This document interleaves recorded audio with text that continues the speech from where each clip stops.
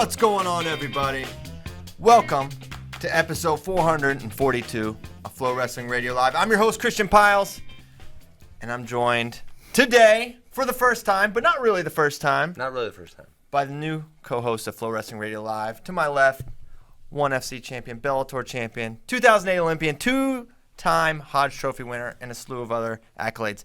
Ben Funky Askren. That was a nice introduction. Is that pretty good? You know, I really missed when you guys would do the area codes after every show. I was, nomad. What's 442? I'll tell you. All right, we'll bring it up right now. I mean, it's going to take you a second because of all of my similar accolades. But it is California. Okay. It encompasses much of southeastern and southernmost portions of California, such as San Diego, Riverside, San Bernardino, Los Angeles, and Kern counties. San Diego. Okay. Well, I think you should bring that episode, that part of the episode back. I like that every episode. We'll bring it back. We only have like 638 more episodes or whatever. We're going to get international call codes. Okay, perfect. All right, so then we'll really get into some uncharted territory. Absolutely. To my right is Dana Roy Lobdell Jr., repping RTC South. Yes. As is, straight away, David Dylan Duncan Bray. There it is, with the handheld. Everyone, with the handheld mics. He's next to the not dad of the year, Kyle Brackey. David Bray has a keychain that says #1 dad. So Sorry, that was tough to swallow this shots morning. fired at Ben, Brackey, and I. Better luck next year, guys. But congrats to David. I am now the only person on the show without a child. Oh. You need to get going. So that you know. How old were you when you had your first kid? Ben? I was 28 or 29. that's my age. So yeah, I'm falling behind. Let's go. They figured out how that happens. I'll tell you after this show. So, listen, a lot to get into. We haven't had this show since before Senior Nationals, if you can believe that. And I'm going to give you here's the biggest tease of all. David Bray has a story. We're not telling it yet. But I'm telling you, we have Ben Askren here. We have Senior Nationals, Scuffle, and Midlands talk. There's team race stuff. The highlight of the show, I guarantee you, is going to be this story. Brackey, can you confirm? Yeah, it's the craziest story that will have ever been told on FRL. Yes. And that's saying a lot. And we've talked about alien abductions. So that's the tease. But we'll get to that later. Ben's the only one that doesn't know the story. I don't know. No, I'm left cliffhanging right now. I really wish I could hear it. We'll have we will get to see your genuine reaction when David tells the story. But I thought a good place to start would not be Senior Nationals yet. Just like a quick catch up. Ben, you've retired. You've done some stuff. Just get us caught up with what you're up to now. Well, I retired October 26th. Well, slightly after October 26th. Man, I'm busier than ever. Obviously, I just started this today, first day. Max and I are coaching wrestling. We are opening academies 4 and 5, and a lot of stuff going on there. So coaching wrestling, going to tournaments. I was at U.S. Open to see you guys there. So a lot going on in my life. Yeah. Did you yell at any parents at it? Don't get. Why'd you bring that up? I only yelled at 4 parents. I went to so I have this thing where if it says it's a youth tournament and it says nationals, I just refuse to go because I can't take it. I don't know why they all decided to call themselves nationals. It drives me crazy. I missed a bunch of stuff in December because of U.S. Open and other stuff. So I'm like, okay, I'll go to this one. It was in Wisconsin. It wasn't too far away. Wisconsin Nationals. It was not called Wisconsin. It was called Badgerland, unfortunately. I didn't even want to bring the name of the event up, but it was called Badgerland Nationals. Got it. Dude, these parents are crazy. I had to yell at 4 of them. I'm like, what do you? The one guy, he's like losing on his kid. I'm like, hey, bro, your kid's 7. What are you doing right now? He's like, you need to calm down. I'm like, I'm just sitting here. You're the one yelling at your 7-year-old acting crazy. Dang. Like, simmer down.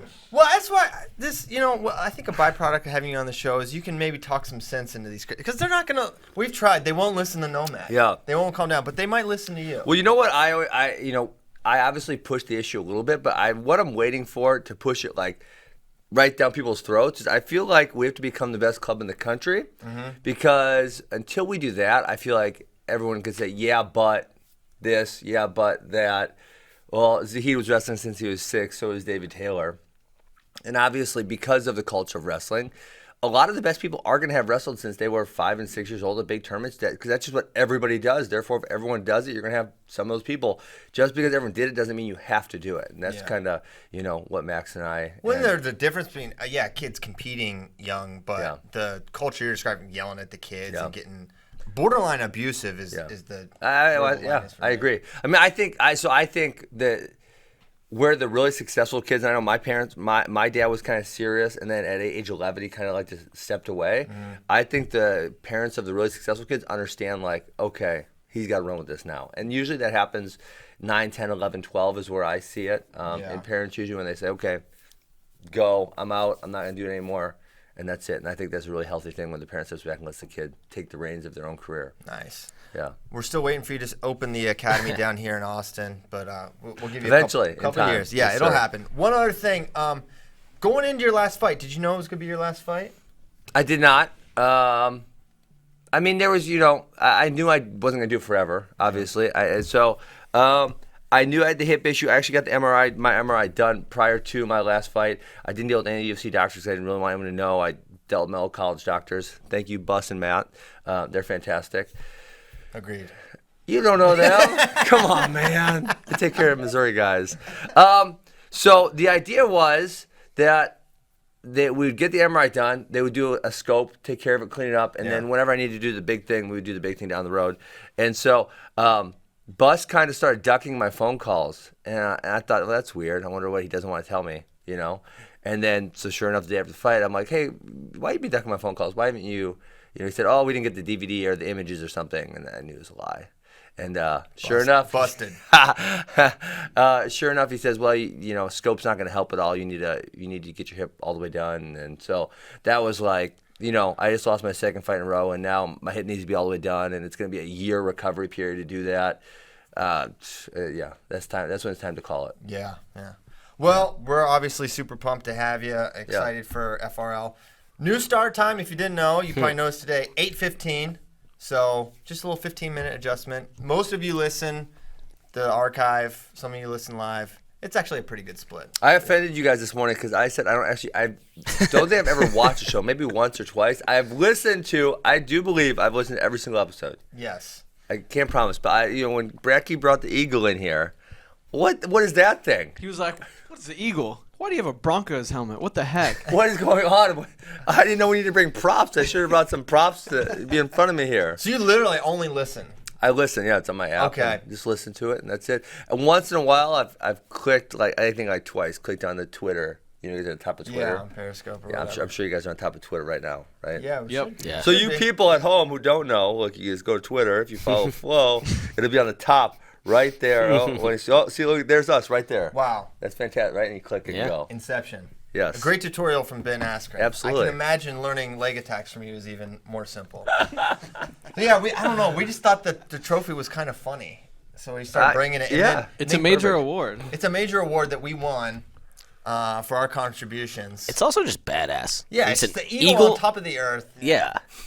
And then the Bronco was sent to us by Pro Okay. Bowler Casey Kreider. Yeah, yep. I listened to the show, so I know all about that. I just never saw it. Yeah. When he had a helmet, I thought, did they do something this weekend? Like, what just happened? That Rarely.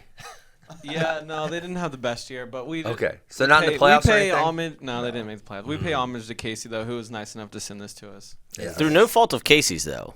No, Casey every did snap his was- job. It was perfect. I don't know. I think There was no botch snaps. it's No. a team. No. Zero. It's a He's the team. best. He's the best in the league. No, you win as a team, you lose as a Okay. team. I'll put it on Casey. Team sport. All right. Solely on Casey's shoulders. That's it.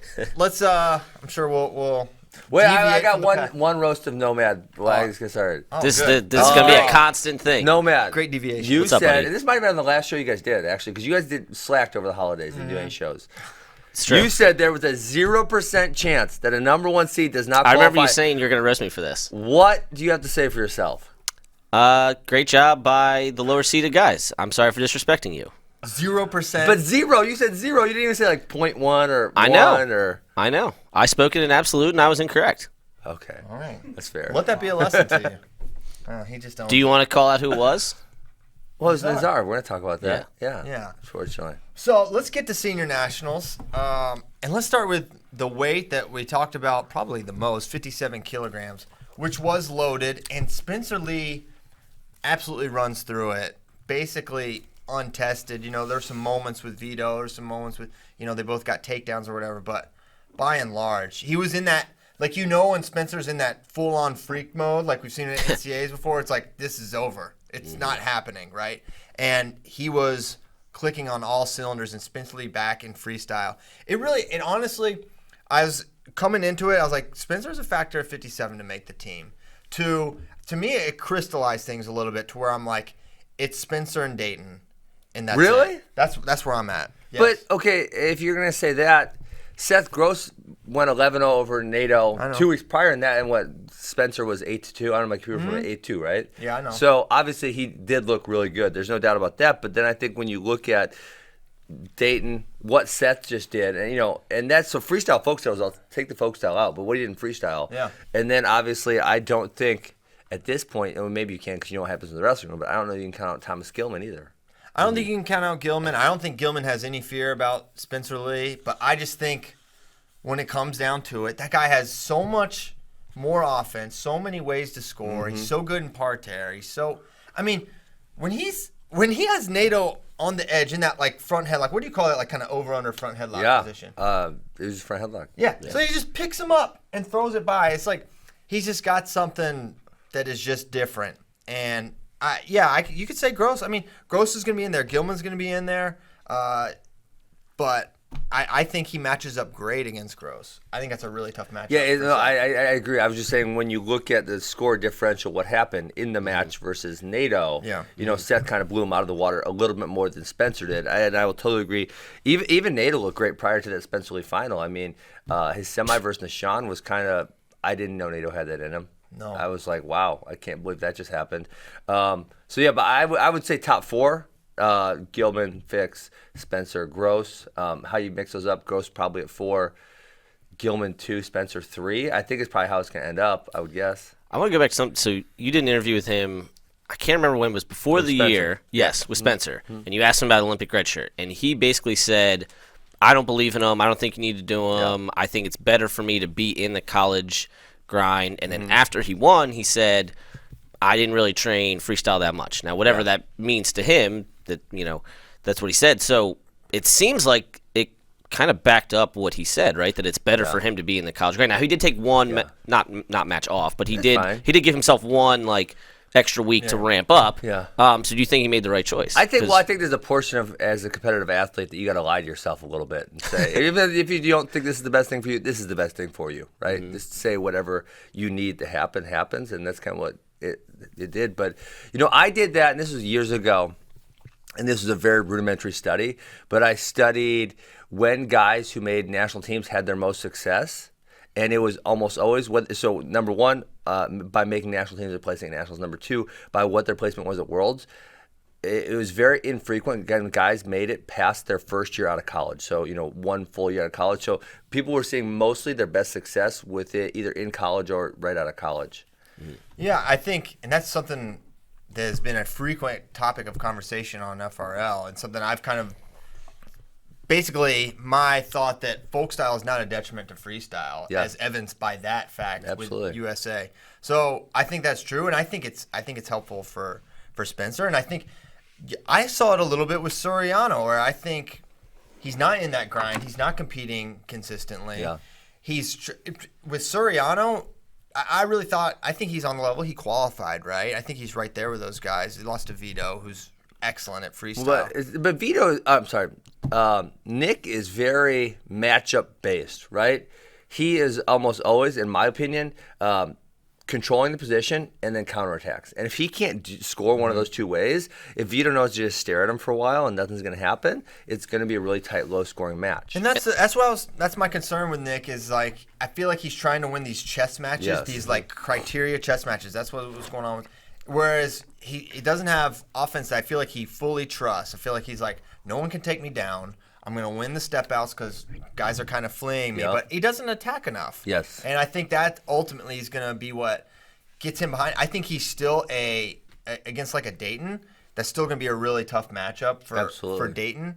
But I just see him losing a lot of close matches against the best of the best. And until he has a leg attack or two that he really fully trusts and fires consistently, I don't see him entering into that top tier. Hey, and even the match he won, even the points he scored against Vito, that was there was 5 seconds in that match where Vito just, I don't know if he looked lost or whatever. It was just the strangest, okay, I'm going to take this shot, and then he wasn't expecting that double. Yeah. So even within the match, I thought Vito out-wrestled him for 54 of the match.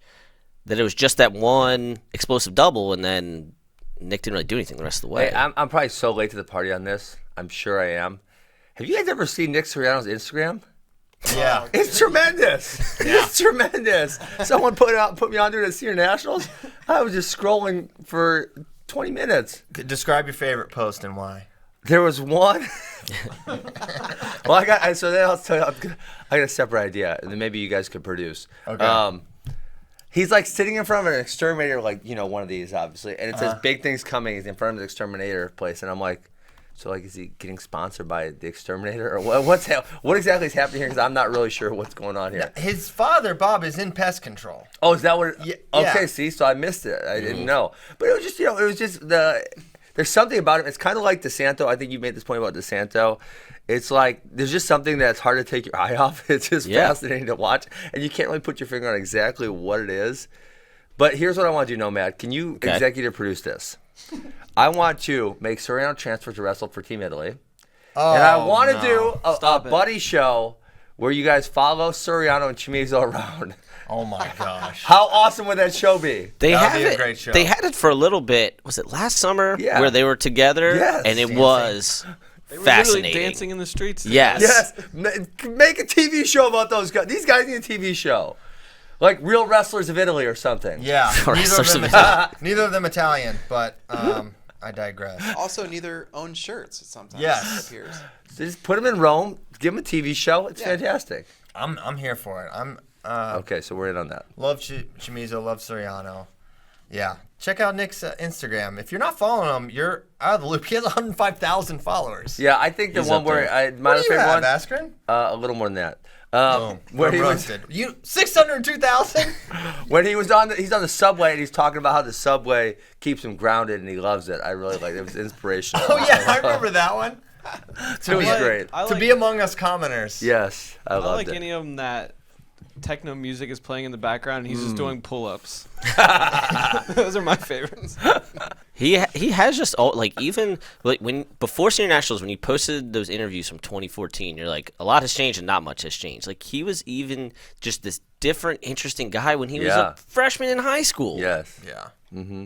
He's enigmatic for sure. Yeah. Sorry, I might have ADHD and I might just take us off course. We regularly. signed up for this. Okay, all right. This is the point of the thing. Right. Seriously, Nick Suriano's Instagram, tremendous. Well, it's part of the story, right? It's like all the separate things that make these guys interesting, not just because of their wrestling, but the personalities, and then which kind of plays into their wrestling. Yes. So is 133/57 kilograms the most fascinating weight class?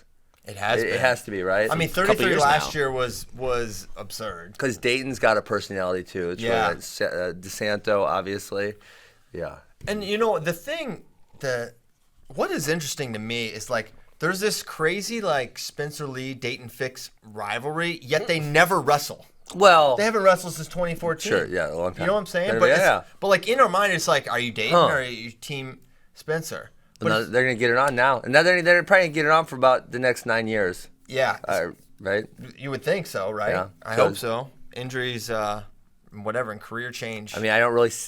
At least I've talked to both these guys, and I don't really see them like being done with wrestling early. So if you say 2028 Olympics, that's 9 years of teams away. They could be wrestling until then. Well, I hope so because we've been deprived of it for like the 5 straight years, and they've been basically the same weight, the same grade for so long, but they just haven't hit. Did Dayton ever go up a weight class? Well, I was in college, but freestyle wise, he didn't. Did he? Never. I mean, like every year he would go, like he went from like 54s, cadet to 55, then 57. So like he's slowly going up, but not Not really. But now he would never went up to like the 60 or never. No. Right? Never. freestyle wise. Yeah, he's never been above 57, Wow. Yeah. which is that's crazy wild. because he's short, but he's so thick. Yeah. Like his chest, I remember like 3 against Cs. Ramos last year, his legs and his chest were just so much bigger than Tony's. He must be one of those guys that just looks bigger than he really is, because I would agree with you that I thought he's going to be much bigger than ending at 57 kg when he was in high school. I But thought, just because he's short. kind of like a little Ryan Deaconish. It's like, how's that guy make any weight he's ever wrestled? He looks bigger than Andrew Howe. He is. We Yes. confirmed. Bracky and I confirmed that at Yeah, Big Tens. at Big Tens. Yeah. Yeah. Breaking news. Hey, why wasn't Ryan Deacon at Midlands? I don't know. It's a good question. Nobody and- knows? Nah, and I didn't get to ask. I'll be there next Come weekend. on, so you were maybe on I'll the ask him. ground. You had Storney cornered. Storny, I'm calling you out on live radio here, Storny. Wow. Didn't leave me my VIP passes. Didn't leave them to me. So I just sat up in the stands. I actually enjoyed it. It was fantastic. I sat way up. It's like I just Suriano sat on the there subway. You and were watched among the wrestling. people. It was fantastic. No one came up to me, bothered me. didn't I know just you got were to there. watch wrestling for like 2.5 hours. I didn't have to talk about it. I just got to watch it. It was glorious. Okay. Yeah. It He was is. doing you a favor. It is amazing how sometimes when you're at these events, how like little wrestling you get to watch sometimes. Yeah, seriously. Like if you're trying to cover it. Yes, absolutely. Our lives are tough, let me tell you. Now, what's interesting, any other thoughts on 57 at Senior Nationals, Ben? I mean, I think the other thing that's really interesting, and I've been told to get lost on this thought, I genuinely think Seabass could be a factor at Pan Am's. And what if he kept one of our guys from not qualifying? He's really good. He's really, really good. This is my problem. Don't dismiss him. I'm not dismissing him. He will not be at Pan Am's. Oh, you're right, because that's Big Ten He will. weekend. Yes, He will be. we talked about So that. yeah. So. But he'll be at last chance then. He will be at last chance. I do think he can be a factor. I do think he can qualify. Last chance is going to be extremely tough. Do you think that NCAA can give him an exemption to go wrestle at Pan Am's? Like, you Well, do it's- good at Pan Am's, you still qualify for NCAA. No. Why not? You're crazy. Why No. not? It would be NCAA, help awesome, us out though. here. You have to go to conferences. At least do the I don't know easier default if thing. you're good enough to qualify. What if we go. private jet, he weighs in, injury defaults, flies to Pan Am's, wrestles there? No, I don't Is want that it. possible? I don't want it. You know, I don't want half the Big Ten in the Olympic bracket. I don't want us to be losing to freaking Mičić or Rivera. All I'm gonna say is you're gonna start seeing If more Sebastian of Rivera it. I and think Spencer I Lee agree with wrestle the at the man. Olympics, my mind is gonna break. You're gonna start seeing more of it from Yeah. other RTCs. I don't know that I love it. Like, I think I may be more on your side, but Nomad's right. It's going to happen more and more and more. Of course, it's gonna happen Yes, more and more. yes, I mean, absolutely. it's people are opportunistic. It's a flaw in the system too. It is a flaw. Yeah. I'm sure we will get to So- that. It's something we've spent a lot of time. It's something we should get into at a later date, but just because we got so much Yeah. to cover, we should keep going. Considering an American is qualified for the Olympics at 86 kilograms and not us. And 57, And 57. And 57. Yeah. Daggone it. who will be at in Rome. Oh, can we talk about Rome's Rome? going to be insane. Oh, Ben, I are you love it. familiar with what's going to happen at Matteo Pellicone in Rome, Italy? I think eat pizza or something. That's it. It's a big pizza. You love pizza, don't you? Well, I like tacos more. Okay, well, Oh, this is your perfect place then. Well, I know you guys have tacos I there. remember you said, what were you talking about where you were saying, oh, yeah, Thanksgiving. Hey, Thanksgiving's gross. No, listen. What is the vote in here? We have 5 people. Let's break this up right here. Listen. What? Am I totally outnumbered here? I'm going to I think reject you're your outnumbered premise. here. Here's the thing. Everybody. It's 4 against 1. This is crap. Thanksgiving food is delicious, and here's the problem. Okay. You're saying, okay, your point, and Ben had a rant during Thanksgiving that Thanksgiving food's terrible, and it's terrible, and he knows it's terrible. He can prove it because prove it. people only make it around Thanksgiving Once time. a year. One time a year. Once a year. Well, the possibility that's actually not true because we do this basically the same meal for Christmas.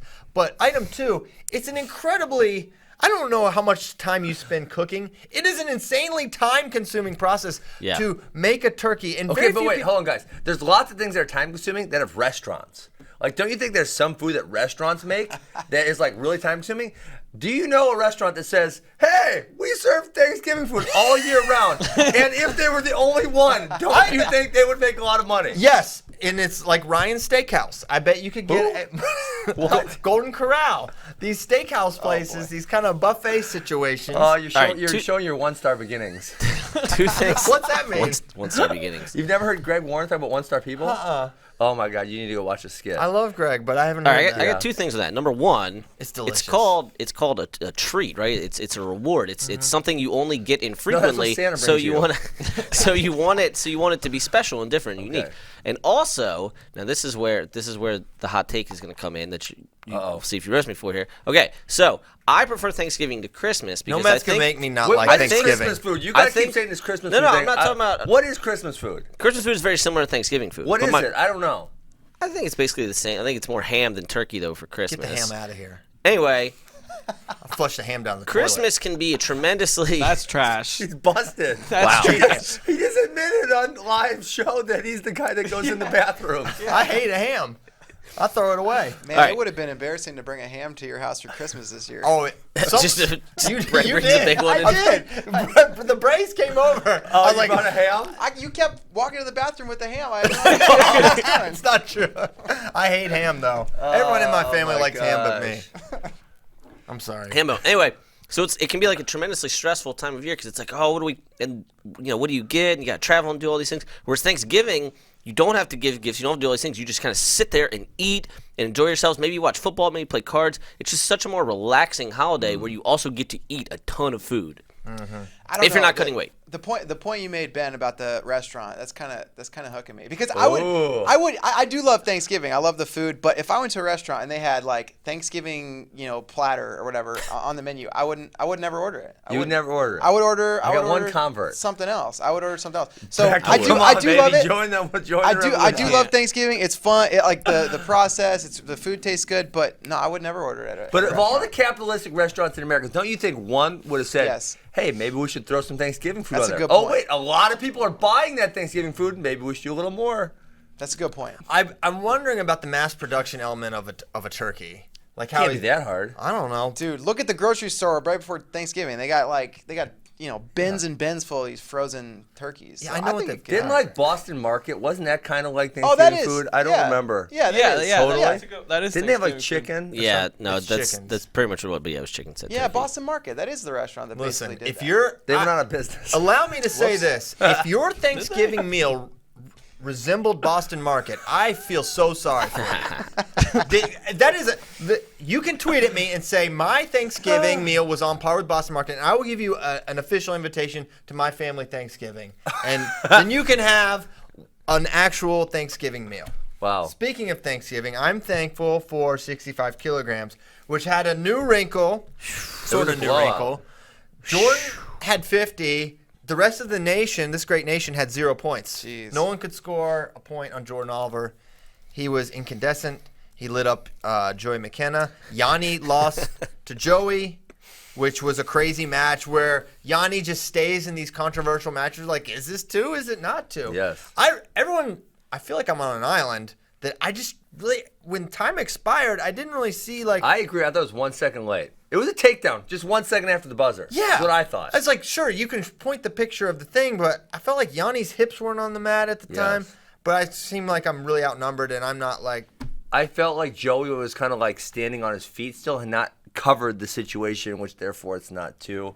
I thought it was 1 second too late. But again, I'm not all that upset about it either. Yeah. And Close call. They had an overtime match at NCAA's, and they had this last second match here. So clearly they are Yes. That's on the always same gonna be level, a close match. right? does this Yeah. change in your mind? Because, Ben, you thought Yanni was going to win Yeah. this. Does this change in your mind the 65 pecking order? I would like to say no, but when you see what Jordan did, it's hard to say no to that, right? I mean, Jordan, you can say he's looked good, but he's always came up a little bit short. And this time, he's absolutely never, obviously won the one time, right? Was 2017, but he's never ever blown everyone out. It's never happened, ever. What Right. about Senior in level. 2017? Well, he won, right? The U.S. Open that year. if I'm Oh, correct. yeah. Correct. And then he, they had the other issue, and so he didn't follow up on that. But so he has won before, but it's never been like this. And obviously, Zayn wasn't in the mix. We got that. But Yanni was, and Yanni had wins over both Zayn and Jo last year. And the field was, besides those two, Yanni and Zayn, everyone else was in the field. Coming into it, we were like, it's Yanni, Jo, Frank are like the big three here, and then you've got guys like McKenna and others in the mix, right?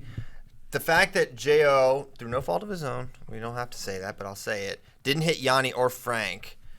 Does that change? What does that matter?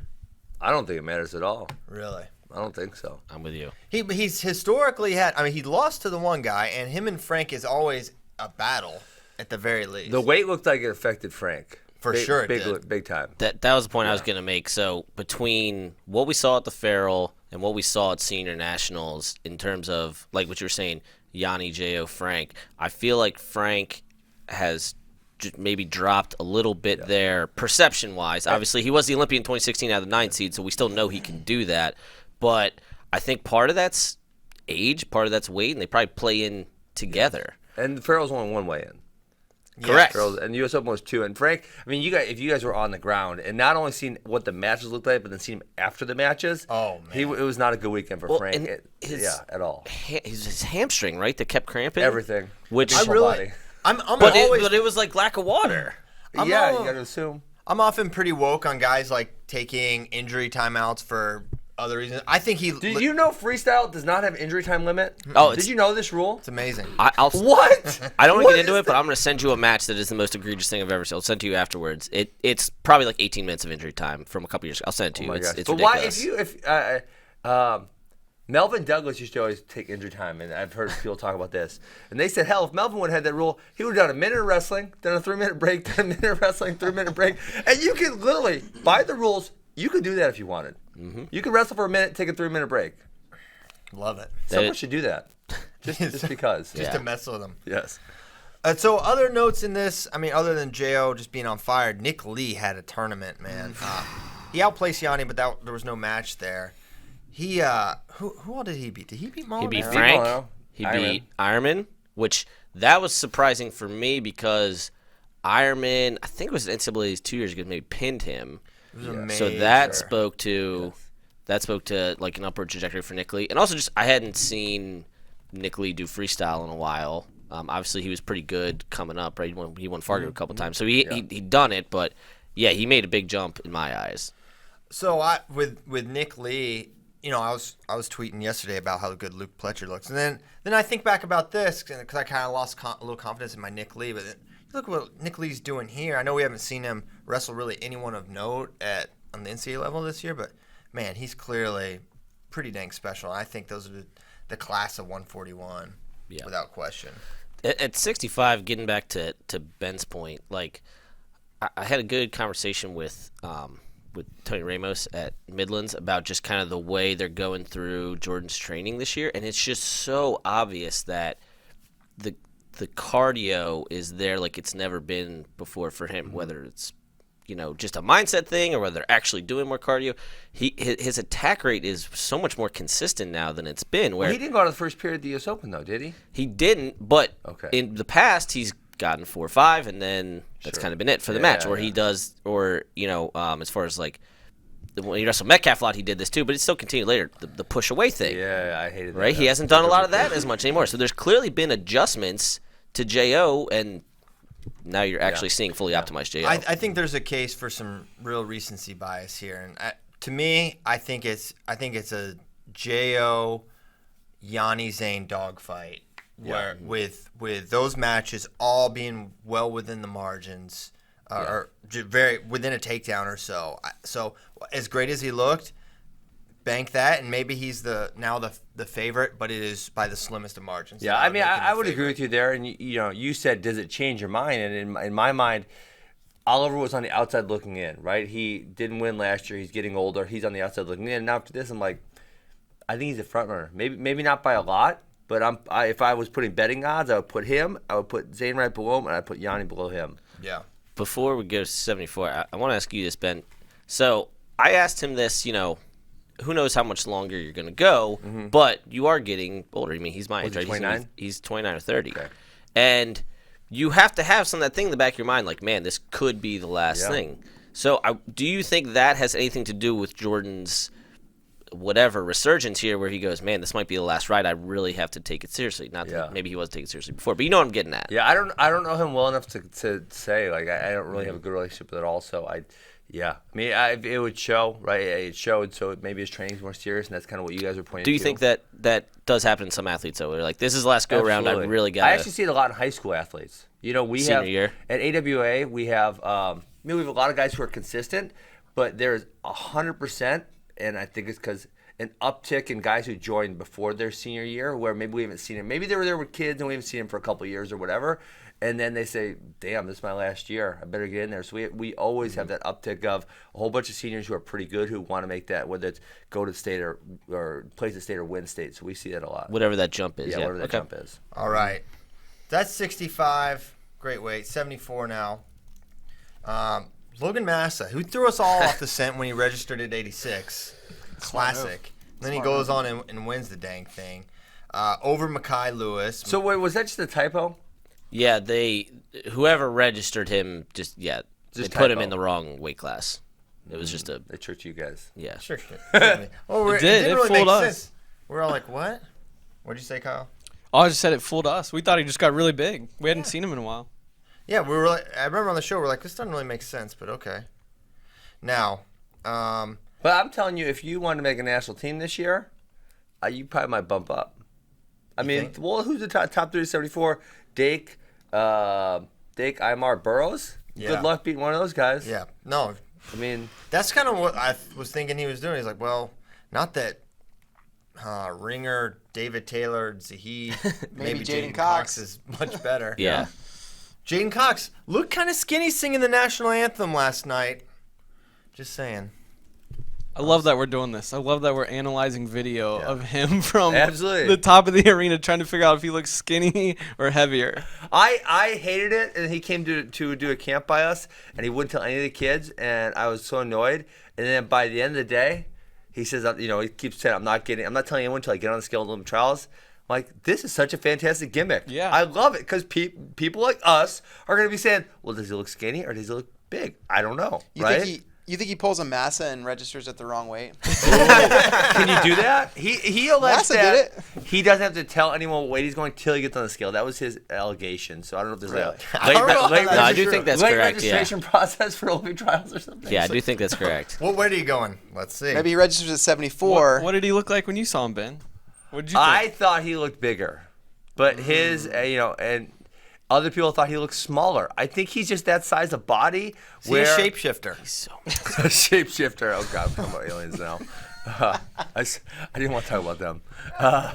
Yeah, I think he's that type of body where he can kind of very easily go either weight. I think if he does go up, it'll be not. He doesn't weigh 225, right? He's going to weigh 213, 215, something like that. And if he goes down, he's going to weigh about 205. So and he's going to sweat it off. So I think he's notorious. He sweats like 14 sweats pounds like an crazy. hour, right? So, he's not going to be hugely different sizes. He's going to be, say, 8 to 10 pounds different if he wrestles one weight class or the other. I have real concerns about him going down. As great as he is, I'm like, why? You're maybe the best wrestler in the world. Why are you going to leave something unknown to chance, like how your body's going to recover off the scale? Well, you would think that he would at least, wrestle some matches at that weight. Whether, he told me, he said, I don't even get on the scale at the Olympic Training Center because I don't want anyone to see it. He's got his own scale at his house.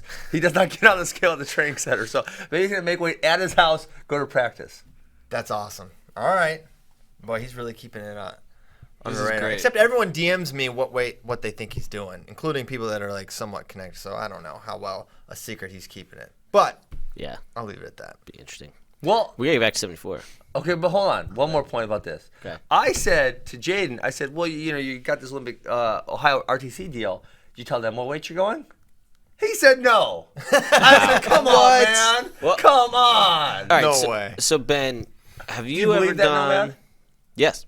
Have you ever done like a DEXA scan or one of those like super sophisticated? I'm asking. I've never done it, actually. I know what you're talking Why did you get mad? This is a legitimate thing that they do. He's making fun of my body. This is a legitimate thing they do at the training center. Did you ever We do one said of those no like really body sophisticated? shaming, Nomad. I bet Like he to doesn't analyze get your in weight there. class. He just probably doesn't get in there.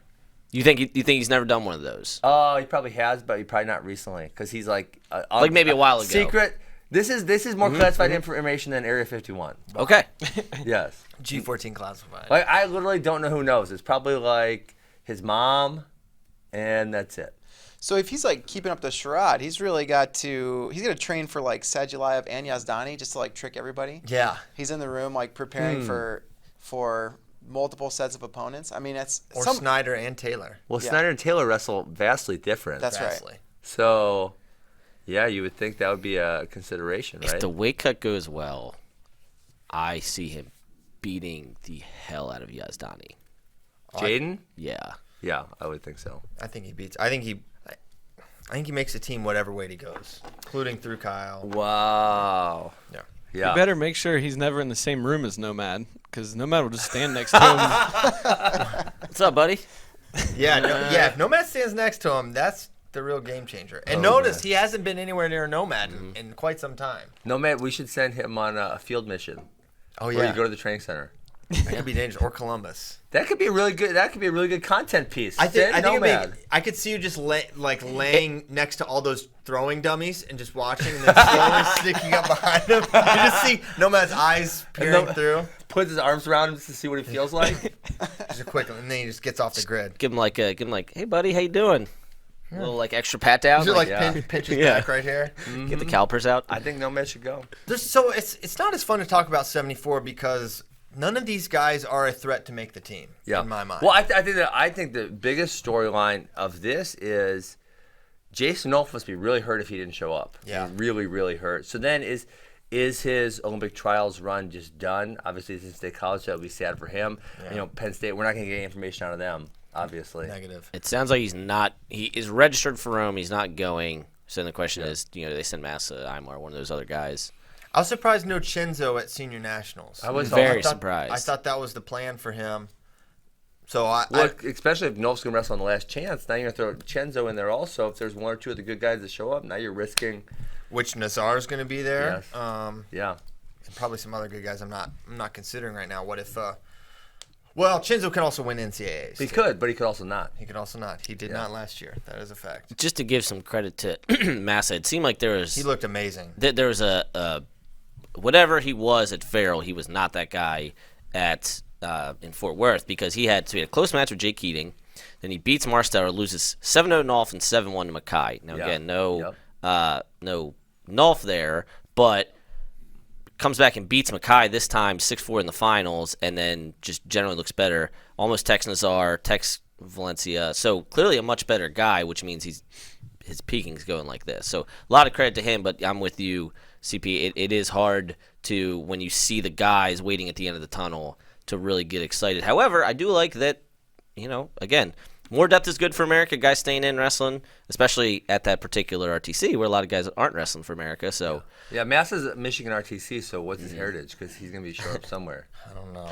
He's an American. Slovenian, maybe? I don't know. And Massa was a guy who was always like second or third when he was at juniors, right? So he was a guy who coming up, you kind of expected to be in this mold. We just hadn't seen him do freestyle for a little bit, and his folk style results had, he hasn't quite replicated that freshman year. So going up to 86, which I thought was a really interesting weight, was Zahid Valencia winning. He took out Miles Martin, who took out Alex Daringer, who was probably the favorite to win that. And what do we make? I mean, those two wrestled at the Farrell. Daringer won. It was kind of a close match, and it was a late takedown, maybe to Miles' back, that kind of put that away for him. But then Miles just kind of runs him down. I didn't think Ringer looked as good, and I thought Miles looked way better. I thought Miles looked great against Zahid as well. Yeah. Zahid's just on a different level right now. Well, I thought this was actually, that semifinal for Miles was actually a really good moment for him because he's had a whole bunch of times in the last year where he's came up a little bit short at the end, whether it was the NCAAs and we didn't expect it, or the Downey match, right, or the NYC, where he's been in the match and then finds a way to lose. And this one against Derringer, he found a way to win that match, and that last sequence was really fantastic.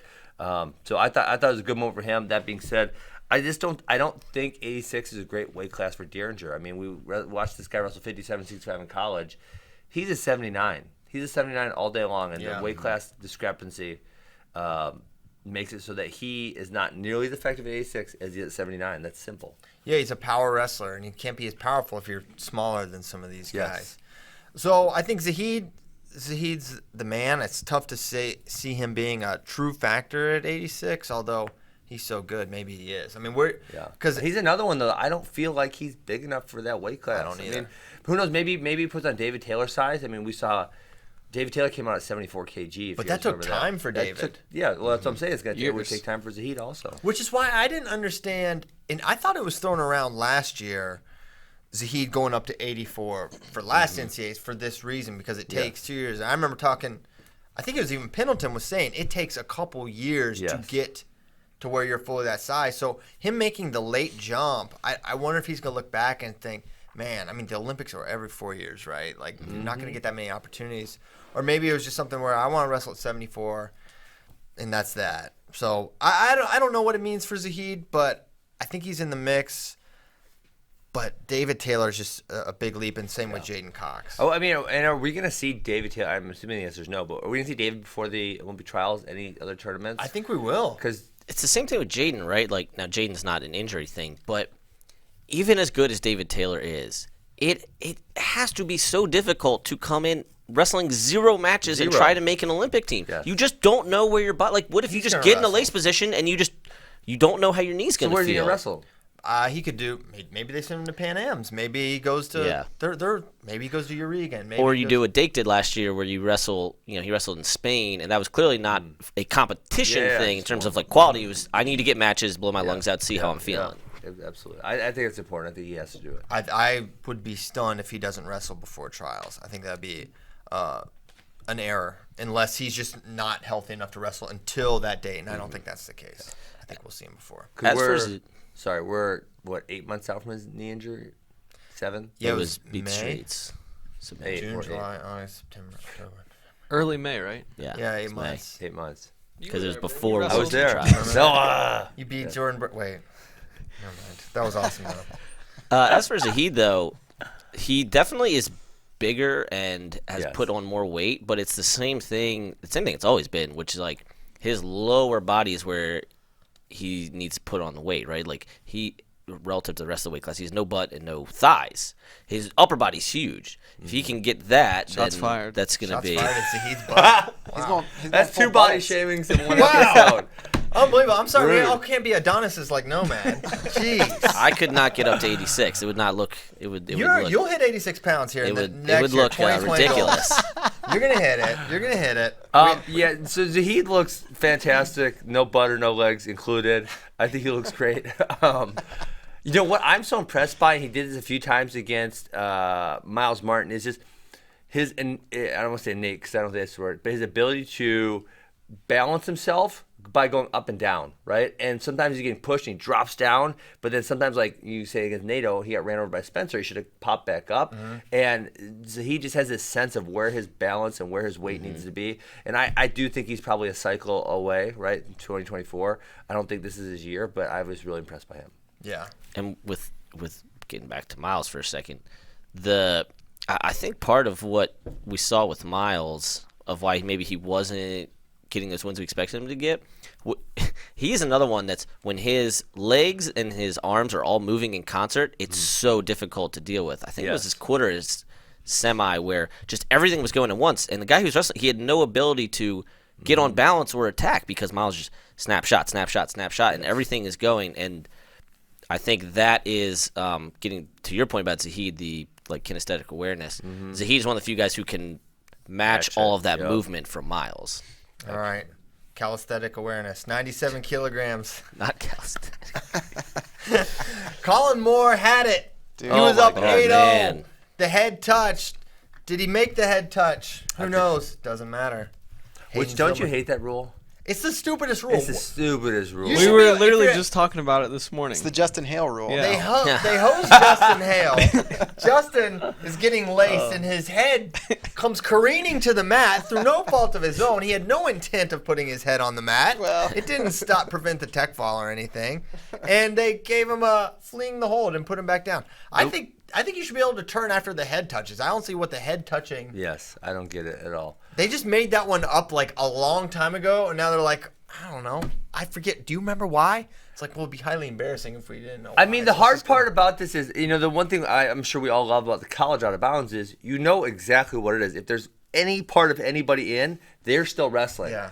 Whereas if you had that same rule in freestyle, if one guy was lacing the other guy, he'd be well off the mat, at the time. So you do have to have something that is decisive, whether they are in or out.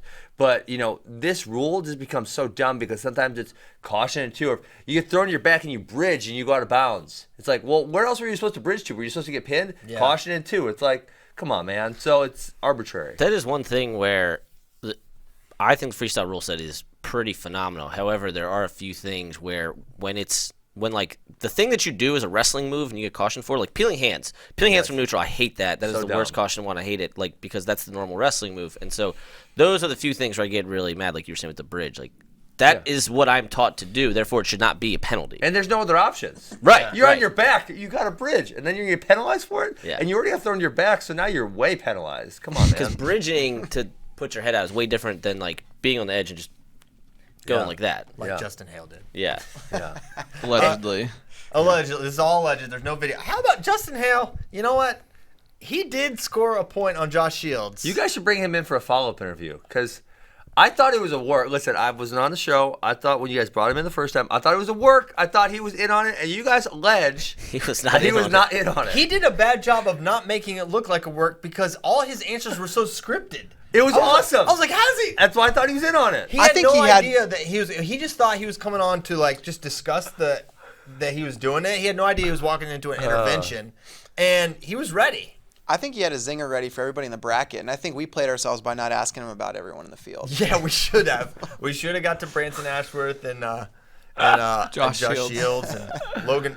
Logan Mass is the one I would have been most worried about because I think pound for pound the meanest guy in that bracket. He would have taken it personally if Justin Hall would have came after him. Absolutely, he absolutely would have. He'd have been. My favorite is and by the Tommy way- Gant. Tommy Gant's from Illinois. Yeah. What? What's that have to do with anything? It's a good thing he didn't have to wrestle Tommy Gant. Tommy Gant tried to end Anthony Valencia's life. Twice. Twice. And the ref didn't do it. My favorite was, I'm going to throw Zeke Jones on the bus for a second. Oh, the snap. second one, okay. Tommy Gant threw him into a table the first time, right? This is the second time. He's got him up in the air. They're coming right to the edge. I got to stand. Can I stand up on the show? Just stand. Sure. Okay. No rules. He's coming right to the edge. And there's cement right here. This is cement, Christian. And there's Matt. And you see him coming. And I'm like back here. But listen, that's not my wrestler. So it's not my job to protect him. Zeke's right here. And he goes. And just watch him get slammed on the concrete. I thought, damn, catch the man. Like, put your arms out, catch him or something. Help him. That's this 320 pounds, though, of humans flying through the air. It's Zeke, who is Slight. 120. Oh, come Are on. you doing more body shaming? No, man. I'm not body shaming. I'm Three. saying Zeke's thinking about his own. He's thinking about himself. Like, man, I could get seriously hurt here That's your trying to athlete. collide. Catch the man a little bit, or you I don't know put that your he foot could. underneath him, or First- throw a pad down. Should I be don't know, do Pendleton something. catch him. cube- Pendleton's at least got Pendleton the size should've got him, you're right. The to cube. The cube. Toss the cube under there. At least under his head. They were very soft. Laying on the pillow. absorbent. I thought we learned from the Lizzo incident. We can't body shame on here. I learned. Yeah. Listen. I didn't know who Lizzo was before you guys talked Me about either. her. I didn't for And a long time. I man. agreed with Willie's take, actually. What was his take? I think he said fat, and then you got mad at him for saying fat. No, that's not what happened. What He happened? was the one that said yeah, fat. he's, Oh, so you said fat. Yeah. yeah, I agree with you. yeah. Hot take. Okay, you want to hear my hot take? We might go deep. We can do everyone on this episode. That's right. I think 20 years. This is going to be a deep thought. Are you guys this? I think in 20 years, childhood obesity is going to be thought of the same way as smoking in the car with a kid was, like, say, 15 years ago. If you saw someone smoking cigarettes in the car with a kid right now, you'd be like, oh, my God, that's terrible. Yes. I feel like people aren't thinking the same way about childhood obesity. So Nomad's going to be in vogue in, like, 20 years. I think it's okay. I think I have a whole thing about that. It's, but I mean, it's there's a- only one. There's It's not a look thing. It's killing yourself. You're literally killing yourself. No, Yes. Okay. it's all about the health. I don't care. Yeah. Anyways, we can Is that too deep for this show, guys? No. I'm No, just I my don't first think so. time, so I don't know how deep we're allowed to We go on are. this show. No, you're are. good. You're You've good, listened to Ben. the show. I want people to be healthy and happy. We should just And have an not die early. uncensored ridicule segment where we just let Nomad run wild on Yeah, some- just run wild on all ridicule. shapes and sizes. All right. Who's next? So we did 90. Who's the next Yeah, target? who's next? Wait, okay, I got to talk about Colin Moore. Yeah. Colin Moore is so frustrating. If I was his coach, I might lose my mind. Because all in this one match, he shows. I mean, my complaint about Colin Moore is he does this. You don't know what's going to show up. And then he does it all within one match. He looks fantastic. He looks so great. And then you're like, wait, what the hell's going on here? Yeah. I mean, like, first period to second period, what happened? I don't know if it's He didn't gas. It was just he just started doing dumb stuff. I mean, yeah, I think Hayden Zilmer though, like his chest wrap is for real. That guy's for real. He needs some credit. But yeah, I agree. Colin Moore, tough to predict. He's really somewhat inconsistent. tough. I put it away. I heard he had a great match. I did not air because it was on FS1. It should be on Flow. But I heard he had a great match last night with Northfleet. Northfleet. It was a good match. Northfleet got the first takedown and maybe the third takedown of the match. Thing. Yeah. He had 2 in the first period. Norfolk Yeah. did. Yeah. And then he gave up a dumb stall where Northfleet was yeah. on the leg and they got a 5 count. He was already warned for stalling, I think. Yes, he was. And then he gave up a point there and then gave up the escape soon after that. So, and yeah, That was the had second consistent close match offense. they've had. It was a 2-point match in Vegas too. And that was damn near. I mean, Norfleet almost had the takedown there at the end of that match Yeah, too. just went out of bounds. So Norfleet's a factor. I'll say it. I'm gonna put it on wax. He's the best 2-3 wrestler in the country.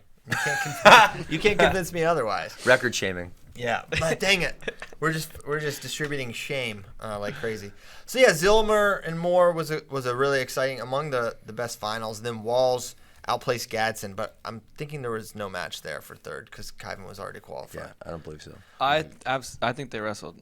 Oh wow, They did? Yeah. way to go, Ty Walls. Google it. Kyvan did not look good this week. I'll double check on that. Yeah, but it wasn't I'm pretty Kyvan's sure I best watched showing. that It was match. 6-0 Walls over Getz. Oh Yeah. my gosh. Kyvan didn't have his best tournament.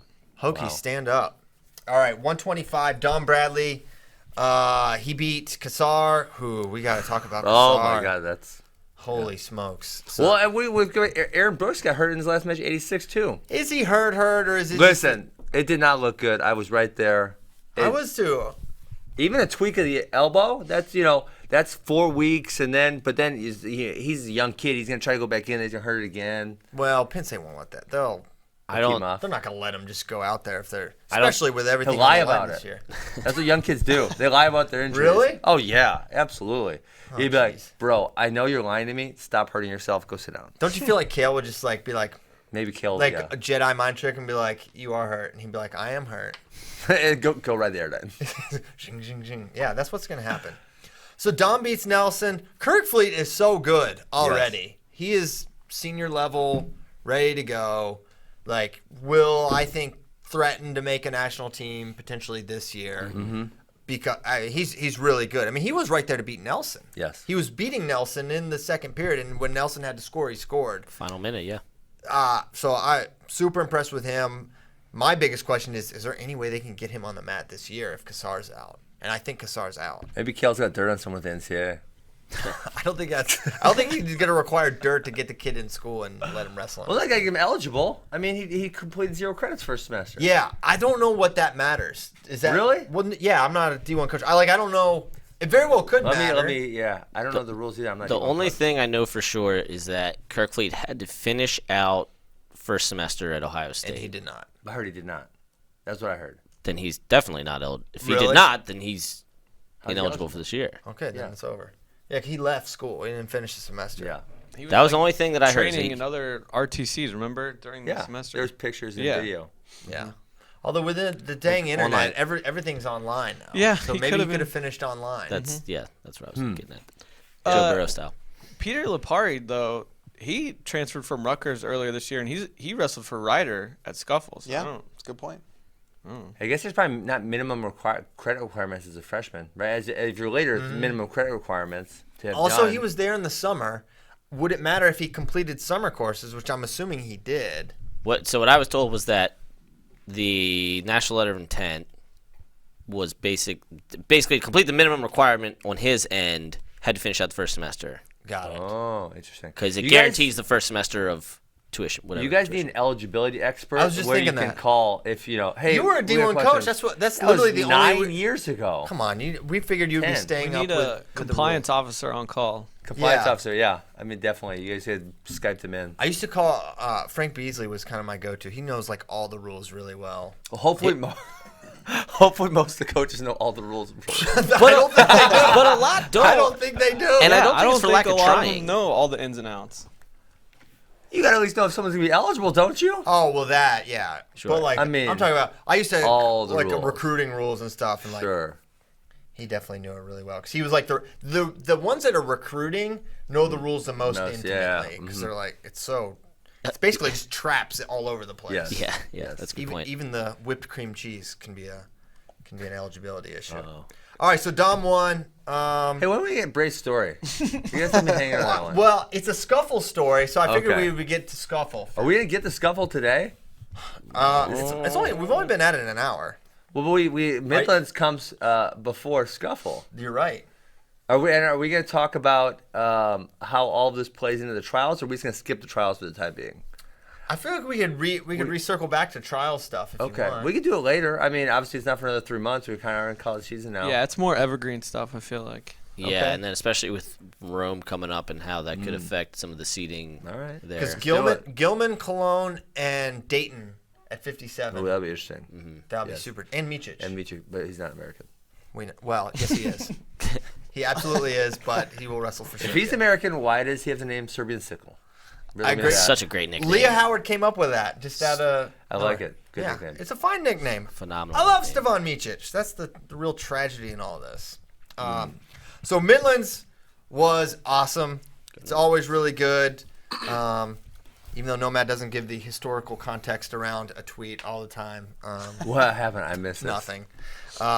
More shaming. All I will say to that is anyone who feels Midlands is down, which I do not feel, I do not share those It's sentiments. down. Come on, bro. Down compared to what? Hold on. Compared to what it used to be. Yeah, sure. Hold on. Anyone who feels it is down, enter. Okay. There's no arguing with that, boys. Former wrestlers who Could you feel it is imagine if down. you had all these old wrestlers who weren't in nearly the shape that they should be at entering the tournament? What if Justin Hale's all over the place? But their contention is How's that that it's, gonna make it better? but their We already contention have is that that it's at Senior down. Nationals. Do you see some of these bums that were wrestling in front of you? There were roofers. So many roofers. Someone's dad was out there. I honestly think it was the Fort Worth thing. I think a lot of people used to wrestle back in the day. They said the wrestling tournament's coming to town. They say, you know what? Dad used to enter. Did you know this? And he enters up next thing you know, Dad's wrestling Colin Moore. Somebody had Why a so many theory. parents? Somebody had a theory that one of the janitors from the venue entered the tournament. I'm pretty sure that happened. There was a dude in Greco. Did you see how old that dude was? No. He had to be 60. He was literally a Roman who wrestled in the Greco-Roman He was so times. old. Oh my god. What are they doing? And Greco was is just like a spine injury waiting to happen. Oh my god. I was just so thankful the guy Cracked did not hurt ribs. this man. I know. I was. Oh god. Wow. I do remember, was it 2 years ago? This is who A nobody really- was wrestling in the Midlands. Yeah. Yeah, but there's 2 years ago, this old guy wrestled against Nick Heflin, and he got to wrist standing, and you saw for a second, like, Heflin's, like, muscle memory was like, rip it back, and he's like, I will kill this man. He would have died. Quad pod, nice Why and would easy, you down do to the that? mat. It'd be one thing. I It's don't like, know. you know what? If some pickup game came and for whatever reason, like LeBron was involved, it's like, okay, sure, you just get destroyed. But this is like so much harm can Combat come your sport, way. yeah. I'm not gonna out this guy by name, but I had one of a guy who helped coach a little bit at my club, who was a former D1 wrestler, decided to wrestle at the U.S. Open last year. His wife told him it was a bad idea. He went 0-2 and tore his labrum. Oh, Of course torn he did. labrum. Ooh. Yes. Of course, This he is not tore a his good labrum. idea. That's He's bad. lucky that- that's all that happened. The guy that Colin Colin, wrestling in tournaments. the guy that Colin Moore wrestled in the first round of the tournament, was in a he was in a bracket of 15 people, and he ended up getting a bye on the backside. Please tell me he placed. After he got teched in like 38 seconds in the first round, but then he had a bye, and the guy that was sitting in his corner had to stick around all throughout the first day to wait for his last match. And this dude in the corner is like, he's like staring at his watch, like when the match is going on, like get this over with finally. You promised we were gonna have sliders at the Applebee's at noon. Yeah, no sliders. Yeah, like unfortunately, yeah, that guy had to go all day. All right, speaking of sliders, Spencer defaulted out and did the semi. Oh, I want to make my point though. Okay. Uh-oh. If you Your were point was old, for them if you're to an enter. old, All-American, national champion wrestler, and you feel that Midlands is down, please help bring it back to its long-lost glory and enter. That should not be your point. That is because my there's point. no, That it is my should point be- because there they're should- talking crap. They're talking crap, but they are themselves not providing any historical context. And you can't provide historical context in the moment because second place was Northern Iowa wins a trophy this year, and then Iowa beat a trophy team by 90 points without Spencer Lee or Michael Kemmerer. Yeah, but there was no scuffle and there was no South Beach duels 10, 15, 20 years old, 10 years ago. And there was scuffle. also post-grads entering, sure, but that's a little different. Well, And I think college coaches are deciding, hey, I don't Hold need on. my guys training over Christmas too. all right. A lot So of guys. to back it up, since we're going all the way in this, and it's my fault for even introducing. No, it's a good topic. So Nomad tweeted that Iowa set the team record with Spencer forfeiting out from the semis and no Michael Kemmer. Those are facts. Okay. Now Agreed. it is indisputable. This is not the toughest Midlands field ever. Okay, Wasn't that's very- true. wasn't very but great. that was not Nomad's point. And then nowhere did Nomad say, if Nomad had said this is the greatest team to ever wrestle at Midlands. Nomad's a clickbaiter. That would have been bad. That's not clickbait. It'd have been click. First of all, everyone says, "Oh, it's clickbait." It's a tweet. What do you Yeah, click? that's Clickbait is to insane. get you to a website or somewhere else to get you to a page. It's not clickbait if it's just a tweet. That doesn't even make sense. Those are nice facts, but he's a clickbaiter. This is, okay, maybe so. One, hold on. Yeah. I'm just getting going. Okay, so one, that is what he tweeted. And then Coach Tirapelli, who's a great coach, and Dr. Buchanan is awesome, and he's one of the best high school. Why I was so mad because What did he say? he's like this, basically something to the effect of, this is in the nature of clicks or whatever, and blah blah blah. What if he just wanted to get you upset? Without giving, well, it wasn't my tweet. I don't know. It wasn't to get me upset. What I did don't get you think. upset? I know, but I don't think Tirapelli is trying to get me upset. I don't think he's a troll, but No. you never Maybe know. he No, no. is. Maybe he likes is. mixing. Because he does like mixing it up. Yeah, so he maybe he does. is. He likes to mix it up, but he's almost always right, which is why I was irritated in this point. But anyways, I was like, the idea that every tweet or everything we tweet out should have the full historical context is the most preposterous notion ever. That you should have to say, okay, he was the OW, but he was the OW, but not the best OW, because one time Cale Sanderson won the Midlands. It's like, well, what? That doesn't make. It's totally irrelevant. And to the idea of giving the historical context for anything you would ever see is preposterous. And it's only because I don't know what the only one with an agenda would be Coach Tirapelli and other people that are like, just making it about ripping Midlands because it's not like the absolute creme de la creme D1 tournament now. Still a really good tournament, and Nomad's facts are all true, and some people are just like to punch Nomad. Okay, and again, you cannot provide historical context in real time because we don't know how the 280 season will It's a play out. tweet. We don't know how the 280 seconds season will play maximum. out. We don't know how some of these guys' careers will play out because that will change. And then, okay, as far as the historical context, they didn't provide any. The historical context they could have provided was in 2013, 2014 when Iowa did set the record. They didn't win a national title that year. So was the field down then when they won and scored 185 points in 2014 and didn't win a national title? Very possibly. So But that's my rebuttal to you guys. Okay, well, if you want the historical context, bring it. Give it to me. Wow. Way to turn the table. We might have started a whole context thing because last night we were doing live updates with the Ohio State Arizona State thing, and I tweeted out Luke Pletcher with another dominating performance and like teased the next match, and the Sammy Brooks' mullet account was like, yeah, but what you guys are bearing here is that his opponent was 2-6, and We're the not guy. burying it. It's like there's nothing to like. So we should say Luke Pletcher, and that's the other thing. They want us Clickbaiter. to like dunk on. All right, say Luke Pletcher dominates a 2-6 wrestler. One, like why is that the point? And conversely, it's like in Nomad's tweet, is he supposed to say Iowa won? However, let me crap on their performance. It's not actually that good, guys, because Midlands used to be this. Well, what's the point of that? What my immediate first thought was Tirapelli should get an earful from Schwab and Bono and Heffernan because those are all the teams that got second, third, fourth, fifth. They'd be like, hey man, like why you crapping on us? What was his exact tweet? I'm just curious. Just that the gist of it was that the field was down. no well, match that's fair. I mean, that's No, fair. and that No. I was misleading everyone. If he said you were misleading, then I disagree with that sentiment. But We never- the field was down. That's Yeah. obvious. Yeah. Iowa is excellent, no doubt. The Midlands, however, is a mere shell of its former glory. Saying they broke the scoring record without any context is more misleading than informing. I would use that tweet. I would take the last sentence out, and we're all good to go. Well, yeah. That's the part. That's the problem. Yes. Of course. All right. Speaking of Midlands, let's actually talk about it. Yes. Glory, man. I think Hudkins was going to win. I'm going to get yelled Yes. at by Joe Dubuque. No, but no. Tough. You know what I can't stand? I thought he was in great position I to can't finish. stand college coaches being whiners now. Oh, okay. Like, you guys kind of rage on that sometimes, but I want to rage on it too. Rage Against the Machine. They whine so much. I can't believe the way these guys taunt each other, sitting in the stands. No one's talking to me on the one night. It was fantastic. I'm sitting there watching these guys just argue and bicker with each other. It's like, oh my, you guys are like children. Just coach your guys and shut up. Do you think so?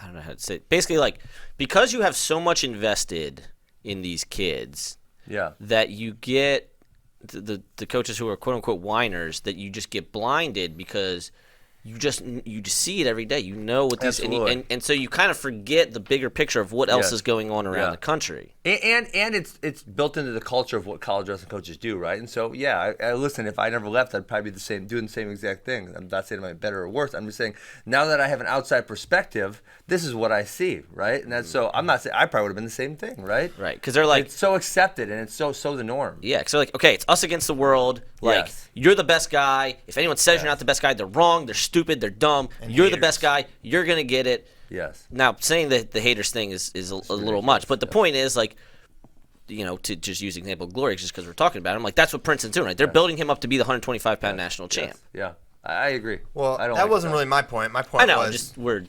Well, you said Joe Dubuque's gonna yell at you. Yeah. Okay, I did say that. I kind of love the coaches like chirping at each other and all the extra stuff goes onto it. Yeah, it just adds to the story and like like I don't know, as someone that gets to be at a lot of these events and like be down on the floor and like hear it, I don't know, it makes it much more entertaining for me and kind of adds to like the drama of everything, because it's not just between the two guys on the mat. Like it is absolutely personal a lot of times between these coaches. Well, now you got me thinking I'm a hypocrite because generally I say I love personalities. So now am I a hypocrite for saying I don't love that personality? And I might be. I might get it. That was a really good point. I get what you're saying though. And to pile on that, Breck, like it's not just that it's personal. It's that, dude, they're not robots, right? Like it's hard to turn that crap off, especially in the moment. Yeah, that's for sure. Okay, back to Hudkins Glory. So it was a great match. Yeah, Hudkins sorry to was hijack fun. that CP. And the sad thing was, it's like, man, well, who would have won? What was going to happen? I actually thought it was a neutral danger zone call when the ref stopped it. I thought he stopped it because he had got to 3 in the neutral danger zone. I kind of thought so too. Yeah, I did too. And then that situation is the worst situation for scrambles in college wrestling. Everyone hurts their knee there. They somehow need to outlaw that situation. I don't know how you outlaw it. They need to outlaw it. Describe it in more detail. Well, to me, it's just like with ankle Nomad? to ankle. Can I wrestle with Nomad? Yeah, get on the table. Okay, Nomad. Where can we wrestle at Nomad? Jesus. We actually can't. Oh, We can't? Wait, hold on. Can Caleb? Someone get a can you mobile do it camera. You could also do a I'll video show you- afterwards. I will show you exactly. It's when they pass the leg that's in between the leg. Yes. And then they end up in this position where their legs are crossed. Yeah. And then what happens is the knees get bent because the heel gets bent right here, and then you crunch your knee. Similar to the Nolf. When Nolf ripped up his knee. Nolf was the same way, but his wasn't in between. I don't believe it was in between. I think it was on the outside. Yeah. But it's the same exact thing. But what happens is they see the leg. They think, ooh, this is a good leg to grab. They grab that leg, and then the legs end up like this, and then the heels end up like this, and then.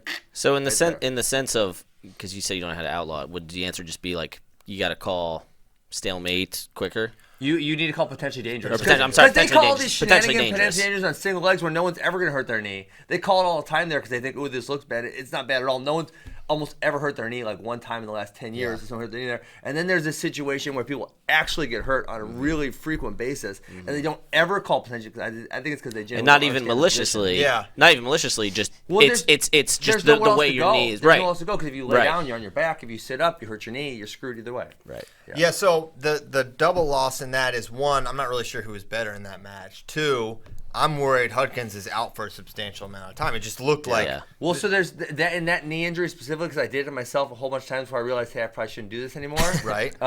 Quick learner, been asked. Yes. So I had times where I was out for 3 weeks with my knee. Right, it was a strained. What's this one? LCL, MCL. I can't remember. The outside. This one. I'm not sure. Outside. Anyway, Brecky, what's that one? Not a doctor.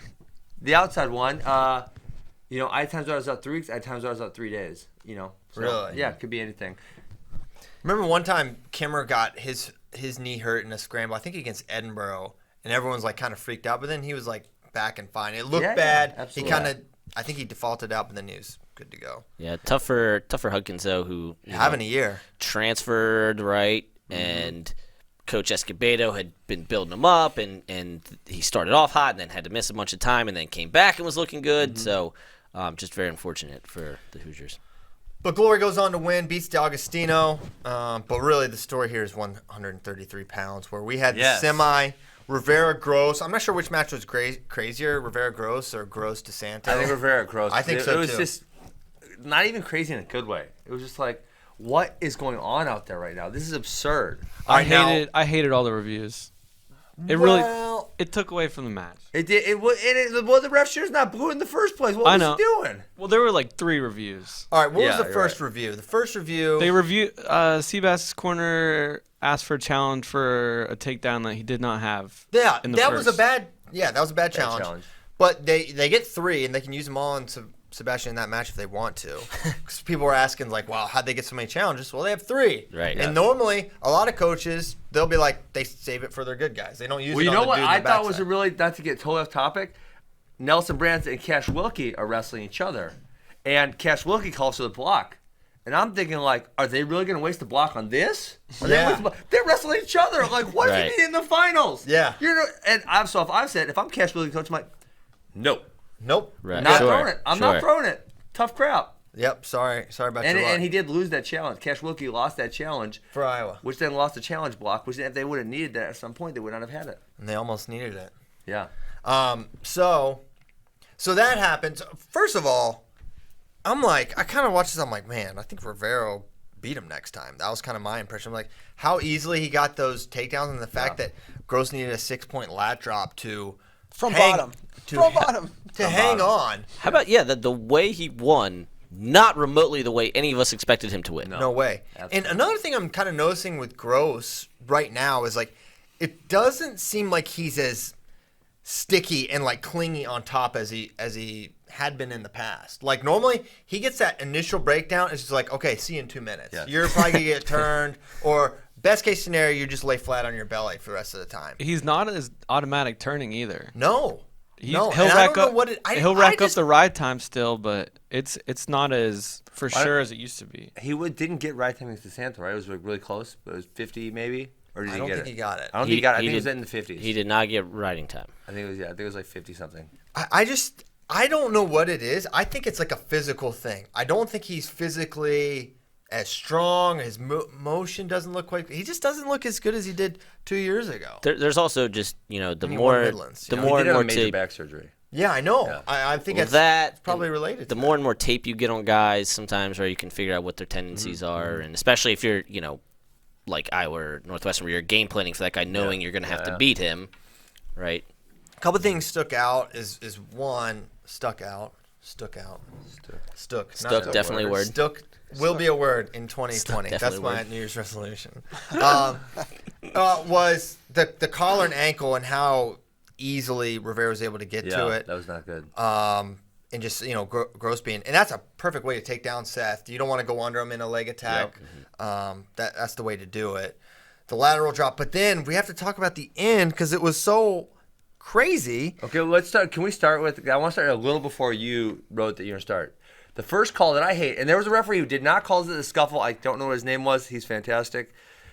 The bottom guy stands up, and he has the top guy's leg is wrapped around him, right? The top guy is then clinging on. The top guy literally has no options. If he lets go, he's going to give him a reversal because the guy's going to have his leg. If he hangs on, he's going to get called for stalling. And so the ref calls him for stalling there. It's like, dude, you cannot call someone. And so someone at the scuffle, I don't remember who it was. It was an important match. It was Alvarez Philippi. Yes, Yeah. that one. Yeah, And I know exactly what you're talking Yep. about. Yeah. And so the bottom guy was like, when are you going to call stalling? And the ref rightly was like, you're stalling. I'm not calling it. Like, you're standing there with the leg because you want the stalling call. I'm not going to give it to you. Yeah, Philippi stood there for like 30 seconds. Yes, it was Did nothing. absurd. Yeah.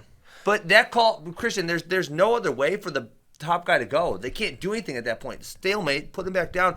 The literal definition of stalemate is when neither wrestler can progress. Stalemate, put him down. Everyone's happy. So what I'll say, I agree with that. One, two, how we're seeing stalling called is totally in the formulaic way. It's like, Yes. okay, the top man has to return or it's stalling, and this guy pushes him out of bounds or it's stalling. Never mind complete inactivity from one guy for the entire time. Like we saw, going back to the Alvarez-Philippi match, which we can get to later, Alvarez attacked for 2 periods straight. Philippi, I don't even think he changed the level. I don't think he hit a knee. And then because everyone knows the circumstances and Alvarez doesn't have to score anymore and Philippi does, because Philippi decided in the third the period worst. to attack, he was the one, Alvarez was getting called for stalling. It's totally situational. It's very formulaic, and I don't like it, and I don't like that stall call, but I think stalemate is the right call there. So, yeah, that was – I wouldn't say it's ridiculous because I think you see it there. Like, they put the impetus on the top guy to return. And maybe the message there is, if you throw a leg in and this happens, then what happens when the guy gets to give a reversal? You have to give Come on, man. Or don't throw the leg in, or don't let him come up with his feet. Yeah, I don't think it's good. But where it gets crazy to me it's got insane. Man, Rivera was so close to a reversal, first of all. He was basically in on a double. And with about 50 seconds left, Gross drops down to a back hook. First he's on the inside and then comes around, has the back hook. The 5 count comes at around 50. And they hold it and hold it and hold it. There's where he doubles off. He comes around here. And then he's got the inside leg like that, almost like a high crotch position. And then winds up with a back hook. So it should have happened at around 50 seconds. And they hold it for 30 seconds with Seth Gross on the drop down stall call. And they don't call it. And basically they let the time go and go and go. This was such a disaster. Yeah. Stuff like that, just in general, is by far the most, in my opinion, the most frustrating thing about folk style, where you have a guy riding on top and is clearly in a precarious position, and it's still accruing because there's no change in position or control. Yeah. And so basically the 5 count should have come at around 45 seconds. And meanwhile, the official signals it at like 10 seconds. And then So I don't know but what then he called literally nothing changed the action, and then he calls a reversal for Rivera, and then also an escape for Gross, and you're like, wait, what? He did? He called he calls a reversal. Watch at the end here. So Rivera gets the reversal, escape. Northwestern goes crazy, and then right at the end, nothing changes again, and he calls an escape. Look, right there. What? You didn't miss this? This was the insanity. You're like, what is happening? Well, the scoreboard didn't really change. Yeah, it went 9-9. It went 9-9 for a second. The scoreboard changed like 4 times during the review too. Yes. So I didn't know what they called crazy. on the mat. Yeah. Well, and there was definitely no change in position at that. If I could just wave a magic wand, I would say, going back to 45 seconds, stall on Gross, 1 point, and let Rivera and Gross settle it that way. That should have been a bad time situation, although I don't think that actually applies there. But I think that would have been the best way to settle that match. The official just didn't. They're often late on starting the 5 count. They're late starting the danger zone call, but that was just something else going on. That was something else. I think it was almost like the referee got caught up in the moment. Lost track of maybe who was in control or whatever. It was a weird situation, but because the count doesn't happen if you're up with a standing single. Mm-hmm. This was clearly on the mat. It's like the kind of the textbook reason we have this rule, right? You don't want guys dropping down, just hanging on a leg forever. You see some officials on the drop down rule. As soon as they get to the 5 count, they'll call stalling and they'll stop the action and they'll bring them back. And then you see other officials keep it going. We looked up the rule this morning to see are you supposed to restart them or are you supposed to let them keep going? And there's no language about either restarting them or keeping them going. So I think it's ref's discretion, but it seems like, especially in that back hook situation, nobody's getting out of there. No one's stalemate. Getting out. Yeah, stalemate. Let's go back. Or stalling and stop it. But I agree to your point. You can't really write a rule that's fair there because there are some times when the top guy's stalling and the bottom guy's almost out and you want to let him keep going because you want him to escape. And there's sometimes like that where they're stuck and you should stall him one, back down. Yep. Right, we're out of there. Because to your point, Seth would never, if they left him down there for a minute, he's not going to get out of that position. So he's either going to give a reversal or he's going to get stalling. And then, that's not fair either. Yeah. Okay. Now let's get to the Gross DeSanto final, which was also pretty crazy. Gross comes out right away, gets that first takedown. The cradle. Cradle, which one was so perfectly tight, seemingly, and 2, I don't even know if he had a 2 count there. It was really close. No, it was really close. I just thought he pulled him back a little too hard, and is that what happened? Yeah, I how did he get out? Well, he pulled, and then DeSanto was able to kind of bridge out as he pulled him through. He should pull him back a little slower. So I haven't rewatched it since I was they're calling it, so I don't remember about the 2 count stuff. But I just remember thinking this is so incredibly ballsy, and maybe not he knows, but he really feels I got to get up big here because I know DeSanto's going to be coming, and that's the way I'm going to have to win the match. So to me, it was just the ballsiness of going. Yeah, we're ripping this back right now. Well, There's no waiting. It was right there. You got to rip There was no waiting, right? Well, I mean, he had it. I don't know what else you do with the cradle when you have it locked up that tight. But I'm saying more that he just went for it right away. Yeah. I mean, it was great timing. He just should have slowed it down right at the end when he was pulling it back, slow it down a little bit, and DeSanto would have been pinned for sure. Yeah, I did. When I was watching it live in the moment, I thought the 2 count was perfect. And then one of the kids I coach. Unfortunately, a lot of them liked Austin DeSanto. I'm actually coming around. I'm warming up to Austin DeSanto. When he tried breaking Stevan Mich's arm, I was out. I'm like, this dude's a bum. Get him out of here. I'm warming up to Austin DeSanto. But they said, that wasn't a 2 count. I'm like, what are you talking about? And I went back and watched it. It's very close. Yeah, it kind of. Very close. It kind of won. Are you watching? No, I ain't no 2 count. Are you watching it, Nomad? Let me. Yeah, look, when the second swipe happens, he's already like completely recovered from it. So yeah, okay. I see what you're saying. He's where off the his two back. the two He counts. wasn't on his back. Close. Yeah. Anyway. See how he pulls him back too hard, and that's how DeSanto. One more time. Yeah. DeSanto bridged. I wish we could show the people here. So he We pulled it can. back just too hard, and DeSanto was able to bridge through it. If you would have slowed that down. Moving forward, We need to should get back on more our assets, clip game. Yeah. so we can show the people. We'll put We'll that do up. that. You feel free. So that was crazy, but then DeSanto's coming back. He starts the momentum kind of shifts his way, and Gross just able to hang on late there. And good job by Bono. So we fought for the extra 2 seconds on the riding time, and gave Gross a minute to collect his wits about him. And I think that so the big lead helped. Then getting that, and then Seth's How about tough on top. DeSanto What do got we away twice? Wait, what do we think about the non-reversal call for Which one? DeSanto? Well, it was a clear standing reversal. I didn't understand it. I thought it was a reversal too. They But only it's- they Oh, gave it they You're gave it at talking about first. The ride time. What Nomad's talking about. Okay. Is that what you're talking about? Yeah, they Yeah. gave a reversal at first and then waved it off and said escape. But it looked like to me he was all the way around behind him. Yeah. But Standing reversal. wouldn't the net gain have still been one Yeah, for that's DeSanto why though? I didn't really care about it. Yeah. Exactly. Because whether it's a reversal and Fair. escape, or It just would have been a change in ride time. But it would have been a second, which I know that does matter, but Yeah.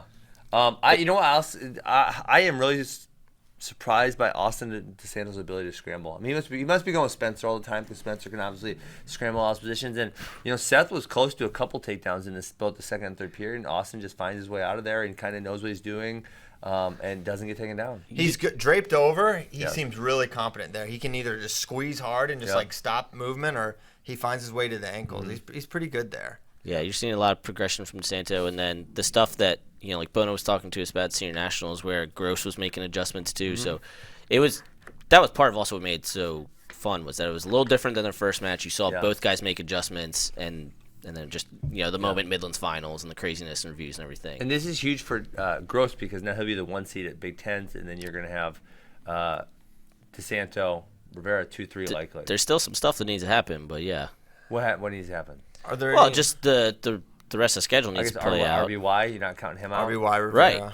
Right. Who else just came in there? Who got Well, on Decatur's redshirt? there. You think he's going to be a factor? What do you think? I would be really surprised if he entered the top 3 discussion. Is there one more guy that came in and as a RB freshman? Sammy Alvarez looks Sammy good now. Alvarez He looks just really won good. scuffle. Yeah. I think Decatur and Alvarez are kind of back a rung behind the RBY Yeah. DeSanto. Hey, Gross what happened to Rivera Quinn too. Kenner? What's your dirt? I think he's too Yeah. He's too big. Can't It's a make tough the weight. weight cut. big. Yeah, and he's not gonna be able to beat out the other 2 in front of him. But yeah, so to that point, I mean, Penn State Iowa duel. DeSanto 2-0 against RBY last year, but They're just competitive. RBY, it is a factor. DeSanto should be the favorite going in. Just can't count RBY Yeah, out. no sure, way. Sure. So 33 at Big Ten is gonna be crazy yet again. Who does Seth want to see again the least, DeSanto or Seabass? Rivera. I would say Rivera. Think so? Yeah. And yeah, I would say you don't get the pick, so who gives a dang? It's true, but Athlete mentality, fair. there you go. But with Gross, Bracky and I were talking about this yesterday. The guys that do give Gross some trouble, and whether it's they beat him or just it's a tough match, are really fast, high volume leg attackers. Yeah. Right. Thinking about like Tenation in their like freestyle matches. Those are the guys that can give Gross problems. Yeah. Yeah, I mean, at Seabass, obviously, he had a great game plan. He got the 3 takedowns right away, and they looked really good And the against way he Gross. got And the way he him. got him. And so Gross will definitely have to make adjustments in that match. I mean, if they wrestle again, because you can't count on a 6-point lat drop from bottom. Right. That's not something you can get every single time. He had no tips. 3 takedowns to 0 in favor of Yes. Rivera. So, but that's the thing, man. Gross is so crafty. Yeah. He's so Yeah. good at making Well, even without Bono and Reader. Like he comes off the mat saying, okay, I got to do this, I got to do that, I got to do that, and that's part of what makes him so The other thing dangerous. is he has so many ways to win, right? He can shoot, he can defend, he can scramble, he can Right. wrestle on bottom, he can wrestle on top, he can wrestle everywhere. So he's not really limited in the ways he can win a match. Yeah. Okay, so 33 was great. 41, Tristan Moran does the thing, gets it done. You said the wrong name. Oh, excuse me. Max Max Murin. That's not the first or second time I think I've done that. I was sad that Tristan Moran lost, so that's all right. Yeah, sorry. All good. But Max Murin looked good, and that's about all there is to say about it. I hope his shoulder holds up for the year because he let out a big yelp in Max his Murin did? semi. Yes. He Really? had that brace on. I can't remember if it was right or left, but he had the brace on, and they were in that, like shoulder crunch, like wizard position, and he so Maybe more impetus to bring Jaden Iron on a red shirt. Well, so the Iowa lineup is interesting to me because I think there's potential guys on their bench or on the whatever you want to call it that could improve their team, right? I think Jaden Ironman would definitely be an upgrade over Max Murin, who's really good, but then you've got Ironman who would be a title contender. Top 3 guy. Isn't it crazy that they're the best team right now and could probably still get better with guys that aren't in the lineup? Yeah, it's crazy. And for that reason, I think you just go all in and make sure you win this thing. Yes. I think there is an argument that Abe Assad is maybe not, just because he outplays those guys, he's not necessarily an upgrade over Wilkie and them, but there's a chance he is, right? Yeah. Also, something I was thinking about yesterday, because I wrote the article, and then Cody Goodwin also wrote an article, 184, so there's a lot of people thinking about this. Is it possible also, because this happens a lot with red shirts, where Scuffle or Midlands is their last thing of the year, so they're basically peaked for it? Yeah. Like that, because that's their NCAAs, because it's like, okay, well, I'm not going to wrestle any duels the rest of the year. So I wonder if there is the possibility of that, and then, Wilkie has beaten both Brands and Assad, which, however much that matters, but he did. So, and then Wilkie's senior, and then burned the red shirt. So I think Assad is the least likely option. I don't think it's necessary. I don't think it changes much, but it is interesting that Coach Brand said they have 3 options. Yeah, I mean, I think it's definitely possible, all hands on deck situation for Iowa. But at the same time, Abe Assad didn't see any of the best guys, right? I mean, he didn't see. Maybe Bronigal. His best win was Harvey. He didn't see Duprez or Valencia or go down the list, right? And so when you say that, it's like, well, is 8th place points or 7th place points, is that really worth it? Can Cash Wilkie do that? Can Nelson Brands do that? I think that I don't see a huge discrepancy in the potential placing finish of those guys. If I did, I'd say throw them in there. Yeah. So, and then 49, man, Pat Lugo. Oh my goodness, Dude. He looked out of control good, and it wasn't like so. Some of the criticisms of Lugo are just like doesn't attack him enough, right? Even against guys that you're like, he's way better than this dude. He went tech pin major over Mason Smith, another major 3-2 over Max Thompson, 8-4 over O'Connor, and he's doing it with offense. He's doing it. He had a good reattack against O'Connor, as I recall. A good The slide by. Yeah, his slide by is really nice, and his underhooks are really something. In 149, I never felt like we had a true like this is the guys where I'll plant my flag. This dude like with O'Connor. So I'm not, my world wasn't rocked, but to see Lugo be a just indisputable title contender, maybe a title favorite right now is not a conversation I thought we'd be having at this point. Well, what's your guys' take on Austin O'Connor? Because I can't remember the mullet guy's name. Who's the mullet guy? Jaron Glosser? Darren, thank you. Ben, are you the one that put in this doc Iowa mullet guy? Yeah. Okay, so he wins over Jaron Glosser, but barely. He gets a stall call and takedown late to win that match. He has Vince Turk in overtime in the semis. Right. I mean, just like, I don't want to say those guys aren't that good, but it's not like they're top 10 guys. Well, right? I mean, before that match, O'Connor had won every single match of the season by bonus points. And So I felt had he like wrestled anyone good though? No. not good, but He hadn't. But his bonus, Bracky's back there shaking his head at you. not good. No, not He good. had. But his bonus rate in previous seasons was like, not Why does 100%. David Bray look 6'10" on this picture? What I love what it. So is much the huger seat than- situation? He's just like sitting up like this. It's called good posture. posture. You're- It's I called think good maybe he's in posture. front of you. too, or I'm something. relaxed. It's called good posture. relaxed. Listen, Chill I got an Bracky. eagle statue in front of me, and what am I going to do? Slouch? Yeah, you can't slouch behind the eagle. You gotta rep. All right. But another thing where they no, you're good. No, don't do that. I like it. Tower over Bracky. It's a great power move. So I'm the used thing to with being towered O'Connor, over. one thing where he had like a broken arm or something, and He missed the first 6 weeks of the year. he's been out of the mix. So this was a really, I know he went to an open before that, but it's like it wasn't Vegas. Yeah. You know, it was so his first real tough competition. He had 3 straight Hawkeyes that are all those guys would be starters on like all but They like would 10 to 12 Glosser teams. and Turk would be top 20 guys. I mean, Turk was a 2-2 guy at NCAA's 2 years ago. Yeah. At a tough 141, and Glosser's given. I remember he gave Panaleo trouble a few years ago in the duel. He's good. He's got some good freestyle wins too. I'm pretty sure he beat Griffin Griffin Perriott once. 2017 junior trials. Yeah. I think He's good. I think that's part of why I'm stock up on Lugo, because he has excellent training partners to work with that are pushing him. That at some point it was like, okay, well, Lugo's probably the guy, but we got Turk and Gloucester there, and I think Lugo's clearly established himself. But just getting pushed by that can help them so much. Now, obviously, O'Connor could be rolling around with Jo too, around that same weight. But great guys in the room that are pushing these guys, and that's why I think both those guys are going to be in the mix at the end of the year. I think 49 is one of the most like style matchup based weights there is. It's like Fascinating Brayton Lee has Sasso's number maybe, but he lost to Boo. Boo beats a lot of guys, but he could lose to. I just think it's very much that way. And Brock Muller unfortunately took a bad loss against Jaron Jensen over the weekend. And Brayton took a bad one that was a DQ, which what happened?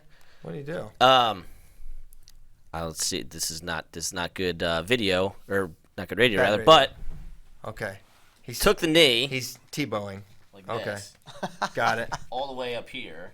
Oh, okay. They Ref DQ'd him stopped for that? it. Yes. Really? Yes. Hey, good job, ref. I don't like people trying to hurt people, especially on their No, knees. that was a bad one. I think I can show it to Who you. did you do it against? Lehigh. Brayton's a good guy. Why did you do that? No. Terrible move. No, I think this was a bad call. I think it Oh, should have been okay. stopped. Potentially dangerous. Sometimes the dudes try to hurt each other, though. Like, I talk about, I hear you. I'm warming up to the Santo. The Santo tried to hurt Chaz Tucker 2 weeks before that at the EIWAs. That was uncalled for. old DeSanto. He's a new New man DeSanto. now. We're warming up to him. He's reformed. It was against Jimmy Hoffman. Jimmy Hoffa. Yes. Jeez, that guy's been through enough. I'll show it All to right, you. we're You watching can- it. This is the worst radio. No way. Yeah, That was wasn't- it. That shouldn't have been a DQ. DQ? That wasn't nearly. Are as you bad as kidding? just said. Oh, well, he's on the toe. Oh, I mean, that is gonna hurt your So knee, though. stop it though. Don't DQ. I don't think that's a DQ. Well, he stopped it immediately. And it wasn't really a violent pull or anything. It was like in my head when you said that, I imagine he like gave it a like yank, out of frustration or something. That wasn't actually bad. I thought it at was all. I thought it was a bad DQ. I thought it was fine to stop. Call potentially dangerous. Maybe even go one. Maybe. Yeah. But Dang. to DQ. So Can't now you that's just going to give be a on his point for resume. that? Yeah, and Oh. I know there's no way you get referees to actually like, you'd have to be so intuitive in the situations. But when guys pull knees out to stop takedowns, like that always drives me crazy. Like you did something illegal to stop from getting taken down. There should be some penalty here. Yeah. But then you'd have to have the refs really deeply understanding every single situation. Yeah, stopping it penalty, like fine, like no, Yeah. that's good. The DQ though, I have issues with. I thought that was too Yeah, far. I agree. That's where Nomad draws the line. So 149 is still the weight to me. You know what? I said Sasso preseason, and then I was like, he lost to Moore and didn't look his best and lost to Brayton Lee. But, man, I feel as good about him as really Hey, did you see what anyone. Virginia did? Virginia? Yeah. UVA? 49. What'd they do?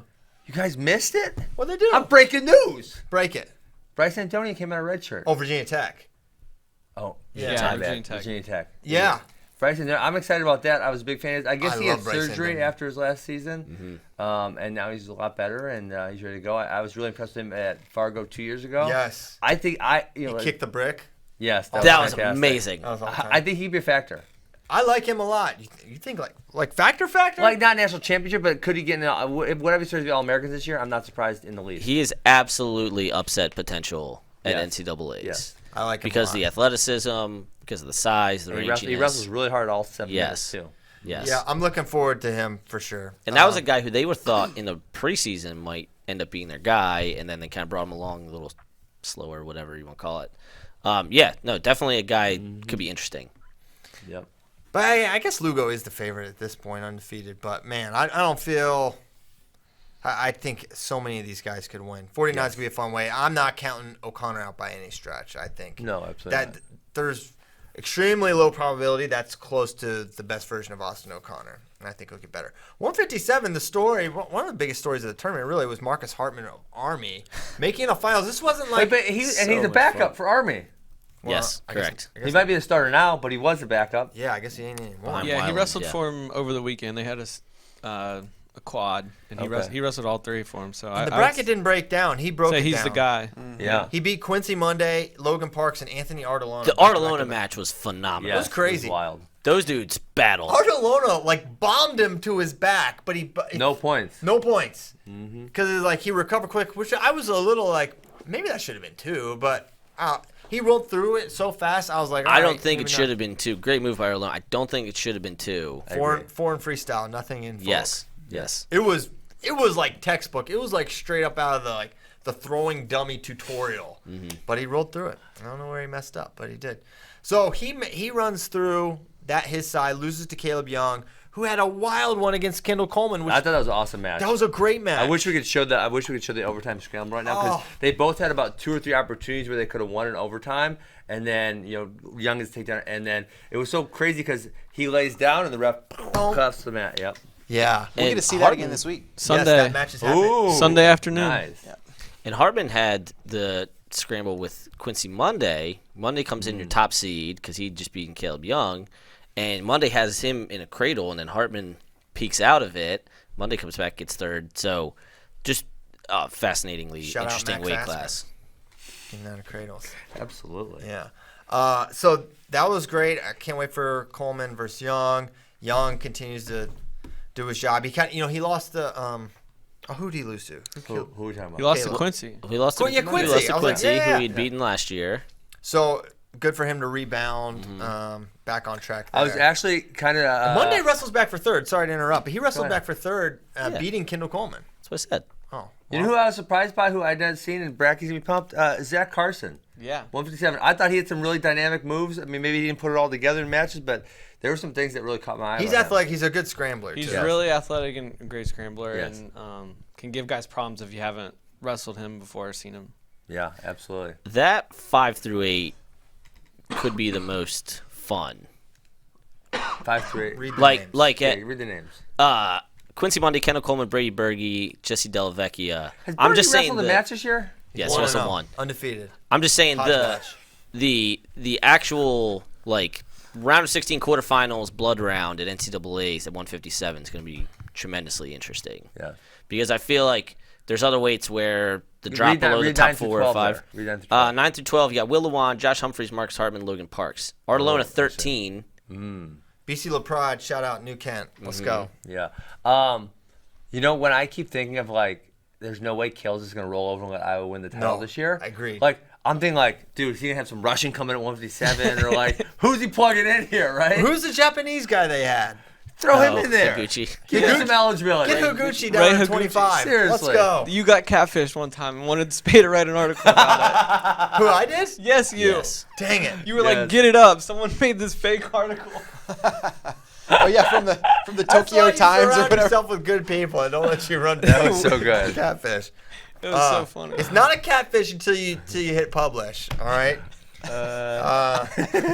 Good job by Spay, and you guys. 65. Wick had it. McFadden took it in that Yeah. semi. That was a great match too. It was one of the better matches of Midlands, in my opinion. Again, really good scramble. I mean, that scramble at the end there is really a lot of similar things to the Kendall Coleman, Caleb Young thing that happened in overtime, where both guys had multiple opportunities to win and they just didn't capitalize. And then I think it was 1 second, 2 seconds left, and McFadden finally got the takedown. It was like a real question if he beat the buzzer, and he did. Yeah, McFadden just a little bit better at scrambling than Wick, and that's how he beat him. That's how he pinned him in Vegas a couple years ago. But then Marinelli gets his revenge. A pretty controlled match. McFadden really never had much of an opportunity to beat Marinelli. Marinelli's efficiency on his takedowns is so remarkable to me. Shot, control, to the mat, 2. Yeah. Top notch. I feel like coming into this weight, and maybe it could still be this way, very well. But to me, it's I just think it's Chinzo and Bull this year. I know Wick has really given Marinelli tough matches, and McFadden's beaten both those guys. Not Chenzo, but he's beaten Wick and Marinelli. But I just think it's going to be those two, and they're going to we're going to see more separation as the season goes on. Yeah, we get to see Isaiah White and Evan Wick this weekend. It'll be a good one. But, Evan Wick has been so close with Marinelli, but he hasn't got over the hump in a while. And so that's, something he has to do to prove he's in the final caliber. But I'm so excited for January 31st. Multiple reasons, but obviously this is one of them. Yeah, Yes. bull I'm going to be Chenzo. there. I know.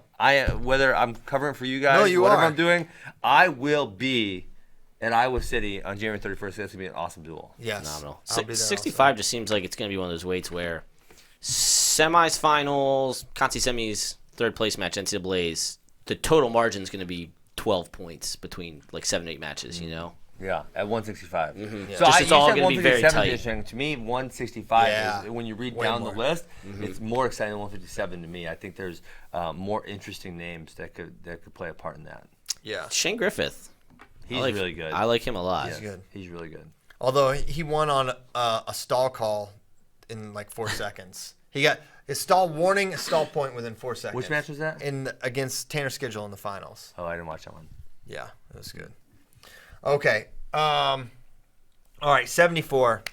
Dylan Leidy won. He's undefeated. He's won Hodge Watch, 20-0. He's 20-0. 20-0. He won Vegas and Midlands. Hottest wrestler in the country? Spot Could the be. lie. No one else is 20-0, are they? 20 I don't think so. 6 ranked wins, or 6 ranked guys he's beaten. He beat 2 of them twice. Yep. So 8 ranked wins. Yeah. That's huge. Purdue's turnaround, Purdue's making a real solid turnaround. Coach Urslin's doing a great job there. They had 2 Midlands champions. Mm-hmm. And they have 2 finalists in Vegas also. Was that what it was? Yes, because Schroeder didn't wrestle at Midlands. Schroeder, Yeah, Schroeder made the finals in Vegas. Who I think Schroeder could be an All-American. Kendall Coleman, obviously, been impressed with him this year. Leidy has been phenomenal undefeated. He's got Kemmer this weekend, right, Brecky? Yes, sir. Yes, that should be a fun one. 4-0 versus 20-0 Why didn't Kemmer wrestle at Midlands? I don't know. We need some transparency I with know. these major programs. Well, be the change. Well, why though? Why? Because I agree. Like, and as media obviously, I want to know, but why? Why would they do that? Well, like I said, the NFL, they're obviously not a stupid organization. They make a whole bunch of money. They require their teams to publish injury information. There's obviously a reason for that, right? Yeah. It's a requirement in all major leagues, and so I don't see why. We're also dealing with professionals versus college too. Yeah, does colleges do college football? I'm not college. Brecky, No, they don't have to talk about it. No. do they? No. They don't. No, a lot of coaches get pissed off when you talk about it. I remember James Franklin went on a rant this year about it. He's like, I'm not a doctor. Don't ask me. And I know Dana Holgerson used to hate to talk about it too. Just Okay. they don't want to talk about it. Yeah. But right. believe me, I'm with you. I want I'm in the everything. minority here. I want everything like. Yeah. I would love that. However, I do get it on Yeah. their end. So is he wrestling this weekend? Is Kemmer in the lineup for sure? I don't know. They haven't put out the probables yet. They'll probably put them out tomorrow. When we get the probables on Wednesday, then we'll Talk know. about it. Okay, so that's Dylan Leidy. He won. He looks good. He beat Steyert, who's also good. 84. We talked a little bit about the Iowa predicament with Assad. He made the finals, but he lost to Lujan, who's really looked outside of the Heidley match, has been awesome all year long. Really good.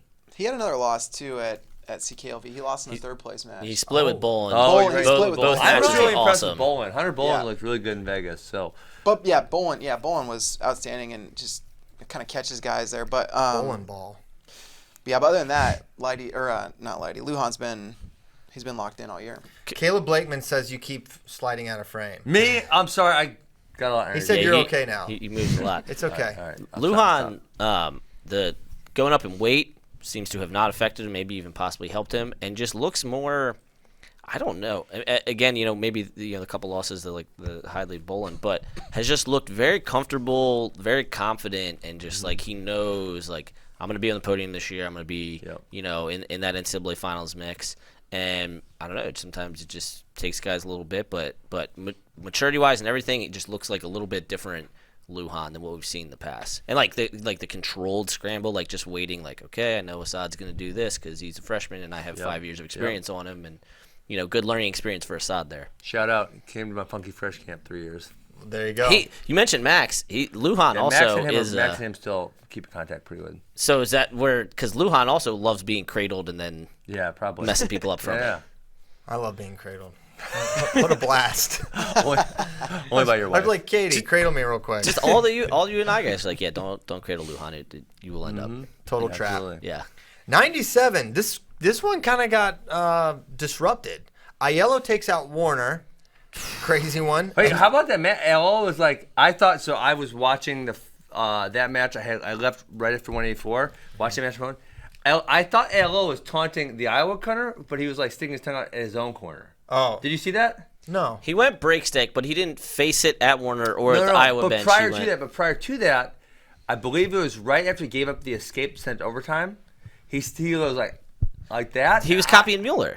Because Mueller did that in NCAA's. But it was to his corner. I thought it was to Iowa's corner. No, he was not. He was not taunting. A UVA man would never stick out his tongue in a mocking fashion. It's not the Jefferson way.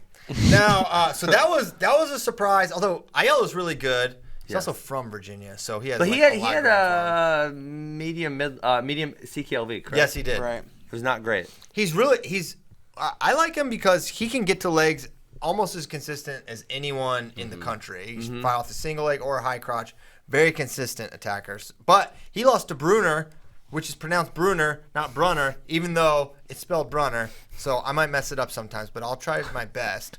Bruner beats Aiello in the finals. And after beating Brucky, where he needed a late takedown, he goes shot to the body lock. That's a huge win for him. Massive. And so that completely flips 197, at least outside of Colin Moore, whereas it was like kind of Warner and Brucky. Both those guys lose. Then Brucky handles Warner for third. Yep. Warner just beat him. Yes, Warner had just beaten him. I do think, with all respect to Christian Bruner, I do think Brucky, I would still pick Brucky second time around at NCAAs.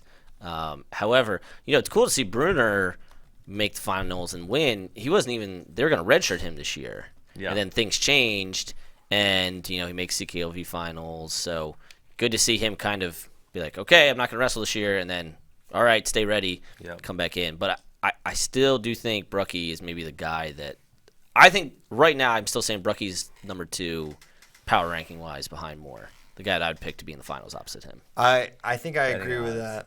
Who are my other options? Let's read the list. I don't Warner, remember like Warner. I know who. Who? Oh, Ben Darmstadt. Yeah, baby. Yeah. Let's go. Yeah, Darmstadt's back up. Why did he go to 84? I have no idea. What the hell's his problem? Coach Cole, what are you thinking? doing? It didn't make That sense. was absurd. Yeah. He's a racehorse. Let him eat. What are you Seriously. thinking? He's the most high octane wrestler Well, the other in the part nation. that didn't make sense is you got Max Dean, a national champ, coming back. He's coming back next year. Yeah, it doesn't make any sense. None. I was so upset about that. Yeah, but now I'm he's picking back. Darmstadt to make the finals. Yeah, he's gonna make the finals. Who else? Two Ohio guys. 197. Okay, so Moore, Bruner, Brucky, Warner, Noah Adams looked very good at Southern Scuffle. Yeah. I don't know if he's ready to make that jump. Coal City. Coal City. He's from Coal City, West Virginia. Shout out. And then Darmstadt's currently ranked 10th, but could he work his way back up? Not ranked. Well, he's undefeated at perception-wise. 197. He is. Yeah. He beat Garrett Joles, Wyatt Coling, Stephen Buchanan, Nick May, and Tanner Sloan. Enough. There's a whole bunch of So the Tanner- Wisconsin guys in there. That's all I need to. The Sloan one's a good win. Sloan hasn't been quite maybe. Yeah, what we happened to expected. him? Because he tech fought Jake Warner last year, and we all thought he was going to be this thing, and now he hasn't been Well, this and he thing. followed it up by doing Did very he? well in the freestyle Yeah, juniors. Junior So team. I just maybe taking a little bit we'll coming see. along here. Still a redshirt Yeah. freshman, so Yeah, he's young yet. He'll get there, I think. But yeah, Darmstadt moving back up, I think makes a lot of sense. I never understood it with the Max Dean thing. Didn't get it. And plus, why would you? There's like 4 or 5 just stylistic nightmares for Ben Yeah. Darmstadt Well- style that don't exist at 97. And you look at Ben Darmstadt, what is his biggest weakness? He doesn't move all that well. Yeah. There's a lot better guys that, Way more athletic. way more athletic 184 than there are at 187. Yeah, that move didn't make sense. I didn't get it. And I'm glad that he's made the decision to go back up. Yes, great decision. And now his Hodge campaign can resume. with 4 losses. Can you just 4 erase losses. your other weight class? You have a losses? Hodge vote, right? I do. Because you're right. Because you're. Yeah. Do you get 2 Hodge votes as I as should the get 2? 2. The Hodge is who's gonna be? It's gonna be. I haven't. Zahid.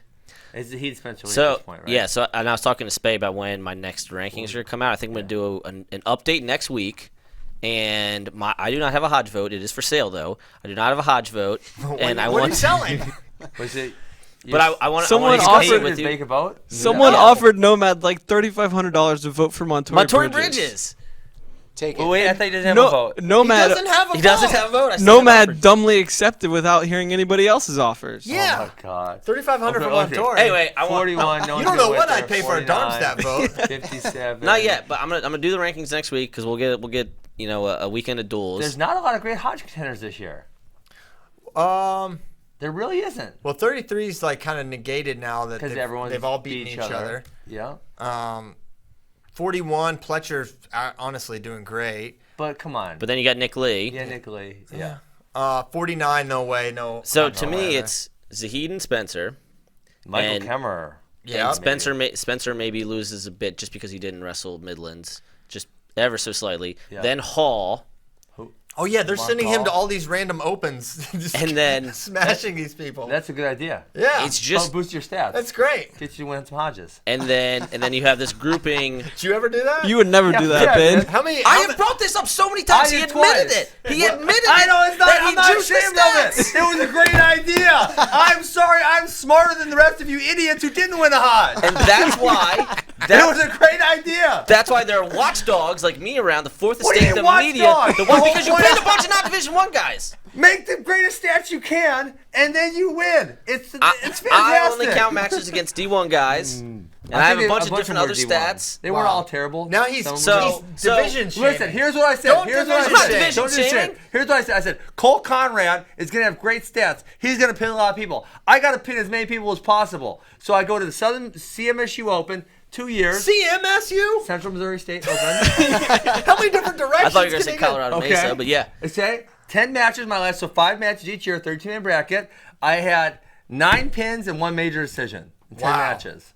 You should. If you don't get all pins in there, that should be a loss. Yeah, well, so actually, unfortunately, this dude named Jeff James, who's later started for Oklahoma, I didn't pin him. I beat him like 21-8. I pinned him the next week. Had I pinned him, I kind of thought, hey, this is a freshman. I'll You pin him lost the easy. Hodge. I didn't take it seriously. Had I pinned him, I believe I would have had 27 straight pins, and that would have been the Division I NCAA record. Because dang. Gable's got 24. So I didn't pin him. He broke up my streak. Dang it! Yes, unfortunately. I told you, don't underestimate Jeff James. You're like, I got this, freshman. You have a Hodge vote Jeff, too, Jeff right? James was decent at the end. You have a Hodge vote too, right? I do have a Hodge vote. So when I come out with the rankings next week, Listen, we'll if talk Mark about Hall them. goes and gets 27 pins at open tournaments, I'm good with it. Yeah, Go Mark Hall. I'm good with it too. I'm good with it. No I issues have there. I have a correction. Scott Hannafy was the one who offered Nomad money for Montoya Bridges, and he just chimed in on Facebook and said he only offered $2,500. That's right. We get it right around here. Dang. Hey, I would not sell my vote, but Scott, I guess slide in Colin- the DMs. Could Colin Moore win Hodge potentially? Yes. I he mean, if could. other guys lose, He right? got quite a few His, decisions. his What about, bonus is very high. What about Gable? He's sitting at 100% bonus right now. I think it's gonna How be, many matches does he have?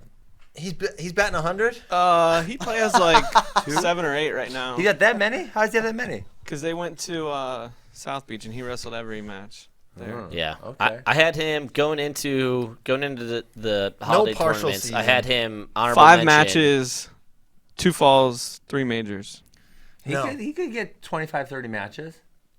I That's going don't. to be as many as Spencer has. No, he's not gonna get 25 or 30. Yes, he could. Yeah, I mean, five he at gets 5 at NCAAs, maybe 4. There's 9. tens, there's 9. And Here's the what? thing: 10 duels. if Zahid and 19, Spencer, 24. Yeah, yeah. 24. if Zahid and Spencer go undefeated, they should be the only Yeah, correct. legitimate I would believe that. candidates. Mhm. Because, But there's no guarantee of that. of course not. Yeah. That's why I said if. Yeah.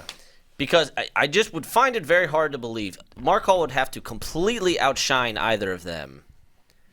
Because they have Yeah. more titles. I don't and believe Zahid has multiple I don't head-to-heads count over anything Mark. Not out of the season. It's a this season award. If somehow it's tied, we can go to other seasons. Okay. But it's a this season award. Okay. Well, I'm going to keep track of it this season. All right. Thank you. Thank Are you. we for- Man, still the Nomad. The Hodge contenders are kind of not as great this year as they have been in previous years. I mean, other years it's like, oh my God, multiple guys could get it. Well, normally you have like 2 Penn State guys going at it. Yeah, like like no Nolf, no Nickel. You kind of lost. I think we're having like sort of a normal season. I think we were just kind of blessed with like this weird like 10-year stretch where it's just like transcendent guys going Yeah. against each other. Penn State. It's not always going to be like that. So when did Zane start? 2013, 2014? Somewhere, 13-14 season was his first. So in a 5-6 year span, we had 5 guys crack into the top 11 or 12 all-time points scored in NCAAs. That's crazy. Well, so you got Zane, Nickel, Nolf, Stieber. Taylor Ruth. Oh, Yeah. Taylor Ruth are older. Yeah, okay. But true. Sure. But you had Stieber's you've got to be had pretty some high on guys, that list, right? How high is Stieber? So you've had a bunch of guys like for the last, I guess we'll call it 7-8 years. And Spencer Lee's jump gonna be in. high. Yeah, and Spencer Lee's going to be really high on that list, too. Spencer's on pace to score over 100, which would Yeah. put him like second or third. Yeah. He's going to be really high. Are we not handing out 2 Hodges this year? I'll look into it. Okay. That was advocated for. Who said that? Spay. Oh, God. Terrible idea. Well, Although also Willie. they did give it to Nick Ackerman and Cale Sanderson, Totally which different, I vehemently disagreed with. No, here's why I disagree with it. Listen, obviously Nick Ackerman's feet was tremendous, and he had a disability, losing his legs. But listen, then when Anthony Robles does it at the divisional level, you don't make the same consideration. Fair. Like, get the heck out of here. Well, Because Robles had Hodge type numbers, 1 leg or 2 legs. He had his numbers were absurd that like year. 17 techs. Yeah, Something 17 crazy. techs, Something 30 crazy some like matches. that. Yeah. And he beat a returning champ by Yeah. major. Yeah, he kind of got slept on a little bit. we Look at this isn't super accurate because I think Zane and what you call it? Is, Well, Nolf and Nickel bumped out Dake. whoever. Dake. Didn't they have Yeah, they bumped out Zane and Dake. a scoring Jeez. adjustment at some point in here? No, I think this is No, accurate. this- You're 18th, Well, Ben. Damn it. Kyle Snyder beat you. Hey, Tom. You're right behind Tom Brands. Take that. I'm 2 spots above you. What's up now? Oh my gosh, you're behind Zaleski. You're behind Herbert. Thoughts? What? You're behind Herbert. He put himself in the wrestleback so you get a bunch of pins. What a bum. I didn't go to the wrestleback. He's a 4-time finalist. I'm No, pretty he sure. wasn't. He took third his freshman year. Yeah, third. It was me, Oh Pendleton, yeah, him. the Perry. Yeah. No, it was me, Pendleton, then him. Yeah. There was the year though where it was you, Herbert, Perry, and then the next year you all Yeah. separate. Each won the weight. Yeah. That's right. I don't think it's ever happened. And That don't believe can't so. have happened many times. Pretty nuts. We should finish Okay. off Big Boys. How long are we going for? This This is the second. This is the We're longest now at ever 2 of all hours. time. We have to get kicked out. soon. We got 2 hours. We get kicked out? We're gonna get kicked out. Caleb is gonna Uh-oh. come in with who knows what kind of weapons. of Flamethrower. destruction. Yeah, he probably. In Wyoming, you can get anything, anywhere, anytime. So we gotta hurry. So what I'm thinking is we'll put a bow on Midlands, Bray's story, and then we'll do the scuffle tomorrow. Perfect. Now, but Perfect. where are you gonna be? You're gonna be back in I'm Wisconsin. in Wisconsin, yeah. Okay. And It's going to be a quick turnaround to go to sleep, my computer. Well, tonight I didn't get into my hotel till 1 a.m. last night, and then, you made me get here nice and early this morning, so. sorry. Damn. I let you sleep in a little bit, I thought. So, Big Daddy Cass, Anthony Cassiope, Big Tone, wins the scuffle. He had a pretty tough draw because he had to beat Elam, Isley, and Stencil. Isley, I thought, looked pretty good. Stencil looked good against Hilger. I didn't realize how good he was. I mean, he's really tough. He's tough. Underrated athletically, I think. Yeah, I agree. I agree with that. So, yeah. I mean, Cassiope's clearly like, Can Cassiope keep up with Gable? no. You don't think so? No. He hasn't in the past. Yeah, but do you think he's changed at all? Caleb is convinced he's going to beat Gable, but I'm not convinced of that. he's 8. I think he can be competitive. The big difference is they wrestled in freestyle where Gable's gut wrench is the thing and also mat control, right? Push him out of bounds. Cassiope's pretty tough on top, and with the Cassar thing last year, that's the only. However, I do think he wins it on his feet. Doesn't matter anyway. He is but so- that, I But think that's Cassiope's only path to Are victory. you saying if it's say 4-2? Are you saying that's not competitive, or what? Like, how big are you saying the point differential is? 3 or more. And I'm saying we're never going to be in the match like, what's going to happen? Yeah. Or we're going to be like, Gable's winning this match. That's how I feel. Gable does sometimes I'm the have same way. extremely dominant 2 or 3 point wins. Yeah. Like he won That's fair. 5-3, but that That's was fair. not. Yeah. There was no. That's fair. That's what I think it's going to look like. And you look at how Cassiope, man, I mean, he's excellent. He's an excellent freshman, right? He could very well make the finals, especially if Cassar's out, right? That's Yes. very much in the cards. And maybe the most likely outcome at this point is that he would finish second. However, he likes reattacks a lot. I just don't see those happening against Gable. He cuts guys Yeah. low, goes head to the leg really good. And now that this and this happens a lot. The second, and you brought this up to other people, but the second time you wrestle somebody, like the Hilger match, right? When it was from a front headlock, circles, picks the leg up. It's like now that you know he's going there, are you more aware of that? And does that make it harder for him to score in that position? Because I would venture to say that yes, it does. And I believe that's how you got to take down against Stencil too, correct? Yes, it was like a reattack. situation. Yeah. So that's my thought. I think it's Gable by lots and lots. The one wrinkle is Mason Paris. I really want to see he's him. really good. He's really good. I mean, he's like, I still think Gable, and Gable could pick him apart worse than Cassiope potentially, just because Mason will make a mistake here that I think Gable could really capitalize on. However, we have not seen him. I mean, who has he lost to since going on his Junior Worlds run and beyond? We lost to Hilger at the. Well, I guess that was for Junior Worlds, but at the trials. that was it. Yeah, they went 3. Yeah, he won, and then he lost to Hilger, and then he won again. Right. So he's undefeated this year, right? I think Mason is the most interesting guy. And I also like, because this happens so often, where a guy does really well as a freshman or a redshirt freshman, and it's like, man, he was 5th or 6th. Like, just wait till he's a senior. He's going to be killing everybody. And he's just that same 5th or 6th guy. Both Paris and Cassiope, I thought, are noticeably better year over year. Yes. Which I think so too. It doesn't happen that often. Does Iowa wrestle Michigan? Yes. Oh, the baby. 8th, February 8th. Let's go. That's going to be great. And the only time they met was in Freestyle, and Cassiope won that one big. Yeah, in Fargo. I think Mason scored, though. No, I don't think so. No, 0 it was points. bad. Okay. Good. But again, both those guys have gotten a lot better. So and it's in folk style. So I'm very curious to see how that one plays out. So Iowa wins, and then we have that was after Christmas. Then we traveled to the Noog, and we'll get to Chattanooga, all the happenings there. We're not going to get into a weight by weight. We'll do that tomorrow. Yeah. But I teased a David Bray story. Oh, let's go. And now it's time. David Bray, the floor is yours. Man, okay. Get the close up on him, Caleb. So Get tight. the problem with the Noog, I made one mistake. And the mistake was I packed one pair of underwear too few for the trip.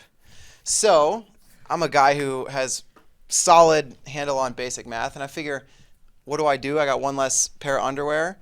Take the hours of a day, 24, divide them by the nights that I'll be sleeping in this hotel room by myself, very clean.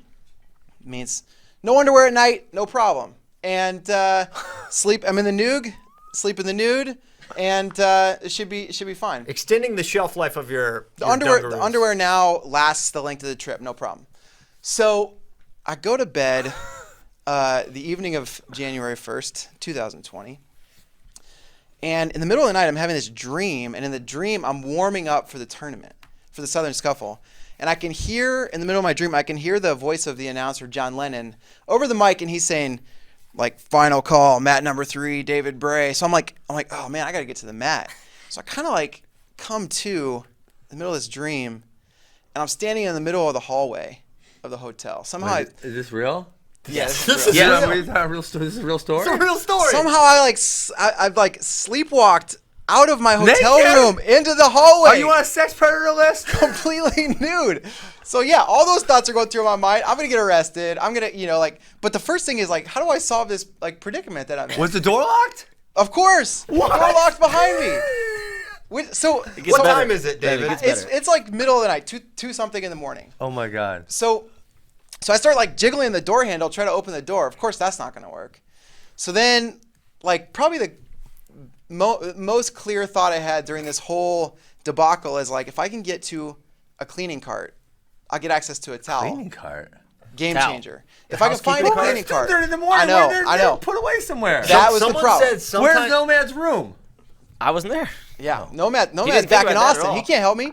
So I like sneak around the 7th floor looking for the cleaning cart. There's no cleaning cart. God. But then I remember that when I checked in, the woman at the front desk told me that there's a pool on the 4th floor. So I'm like, if I can get to the 4th floor, No. towel. So This man. I don't. Oh my Well, God. I don't have very many options at this point. I don't want to take the elevator. That seems like the most likely place. Because to there's run a into camera on trouble. there. You're definitely on the sex predator There's list definitely then. a camera, and that's where if I'm gonna run into people, it's gonna be the elevator. So I go to the stairwell, and as the door shuts behind me in the stairwell, I realize you have to have a key card to get into any floor in the hotel room or in the hotel. So now I'm locked in the stairwell, completely naked, and so I get to that 4th floor where the pool is, and there's a little window on the door, and there's a cleaning cart right on the other side of the door. So I'm pounding on the door, hoping somebody will help me out. Of course, nobody does. Nobody's around. So Oh my God. after a few minutes, like I give up on that idea. I go down to the 3rd floor, and I see, oh, this door doesn't need a key card. I wonder what this is. So I open the door, and it's the parking garage. so I'm like, okay, 3rd floor, 2nd floor, 1st floor, all parking garage. That's literally the only place I can go And that's the only place I can go in the world. Either I die in the stairwell with no clothes on, or I go into the parking garage. So I go into the first floor of the parking garage, and at this point, I'm like stealthily moving like behind one car to the next. What's that? How warm was it outside? It's not warm. It was not warm. It was, put yourself in the situation. It's layering me warm. You're leaving Chattanooga with your family. It's 2:30 in the morning, and there's just a naked man darting in between cars. I'm trying to hide behind the cars for modesty's sake, and so I get to at this hotel. There's a sliding glass door from the parking garage into the main lobby of the hotel, and at this point, like. Main lobby, front desk. Have you found anything to prove your junk at this point? No. A leaf, a cardboard box. That's what I'm looking for too. In the parking garage, I'm like, maybe somebody left a pair of pants on the ground. I don't know. No such luck. So everyone wears a plastic bag. There's cardboard, nothing. Something. There's nothing. So and trust me, I was looking. And so I get into the. Did you have your glasses at this time? No glasses. Dang it. No glasses. How bad is your vision? Sans glasses. It's not terrible. Okay. It's not great. Oh my god. It's not great. So I get into that airlock between the parking garage and the main lobby, but like nobody can see me, and the door inside is locked. So now I'm left with like my only choice, which is go back outside the parking garage, out to the street, to the front door of the hotel.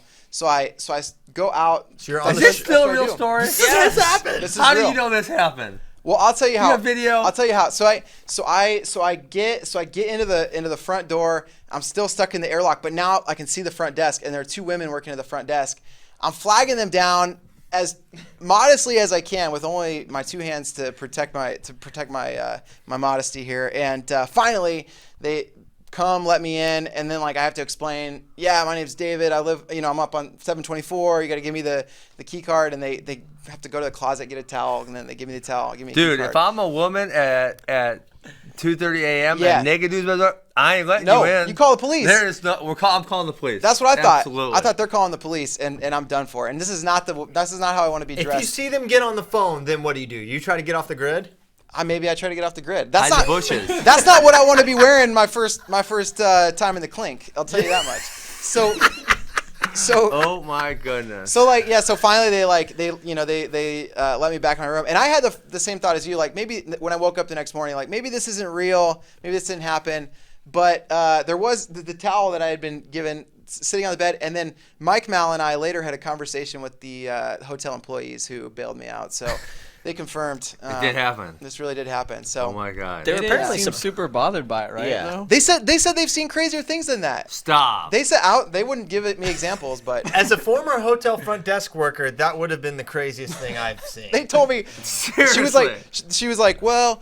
We knew there was like a wrestling tournament in town, so we just figured it was something with that. What? What do they think about wrestling then? Yeah. That's not good. That's not a good perception. Yeah, so anyway, it was by far the most vulnerable moment of my life I ever had. It was highly terrifying. But survived, and so you didn't have one friend in the hotel? Like no, Becky we were all wasn't staying there. He didn't know where I didn't know anybody's room numbers. Here's the thing. All right, I've been thinking like and the key card you couldn't what get you in or could have out. done differently. If you'd have found, because a lot of those places have like phones by the elevator. That's or whatever. what I was just thinking. Yeah. Find a phone, get to the front desk, say connect me to Christian Piles' room or something like that. That is a way around smart it. Piles. But you had your family with you. I don't want to risk. Exposing poor Caleb. What? It must say, "Hey, Caleb, get the door." I'm probably gonna answer the door at 2:30 in the morning. Yeah, you think so? They don't wake up either. They just sleep and it would have been fine. So it was bad. It was rough night, but that's okay. Well, I have like a few memories of like sleepwalking, but not any since high school. So wow, heck of a time to bring it back. That's wild. That is wild. It's a great way to end the show. As advertised, I hope that was a wild story, wilder than any Alien Hour, because this actually happened. With that, Caleb has been waiting for us to get the heck out of here because there's a show after this show in 2 minutes. We better leave. Yeah, we're gonna. But you're here, Ben. So what are they gonna do, right? I'll pin them like I did those bums at the CMSU That's Open. right, CMSU style. So Caleb, feel free to play us out. We thank you so much for tuning in. 442 strong. Flow Wrestling Radio Live. We'll be back tomorrow and Thursday. So will Ben. Ben's got to get the heck out of here in a couple hours. Or I don't know when your flight We just is dropped the We'll hang up longest a few hours. episode. Yeah, he's hanging. He's I gonna might go get. take a nap. We'll see. Okay. Well, we have some nice couches. So, thanks so much for Ben coming on. Looking forward to talk about the scuffle and all kinds of stuff It's going to be coming up We got Big soon. Ten season. Oh, Big Ten baby. season. Yeah. Cannot wait. Thanks a lot. We'll see you next time.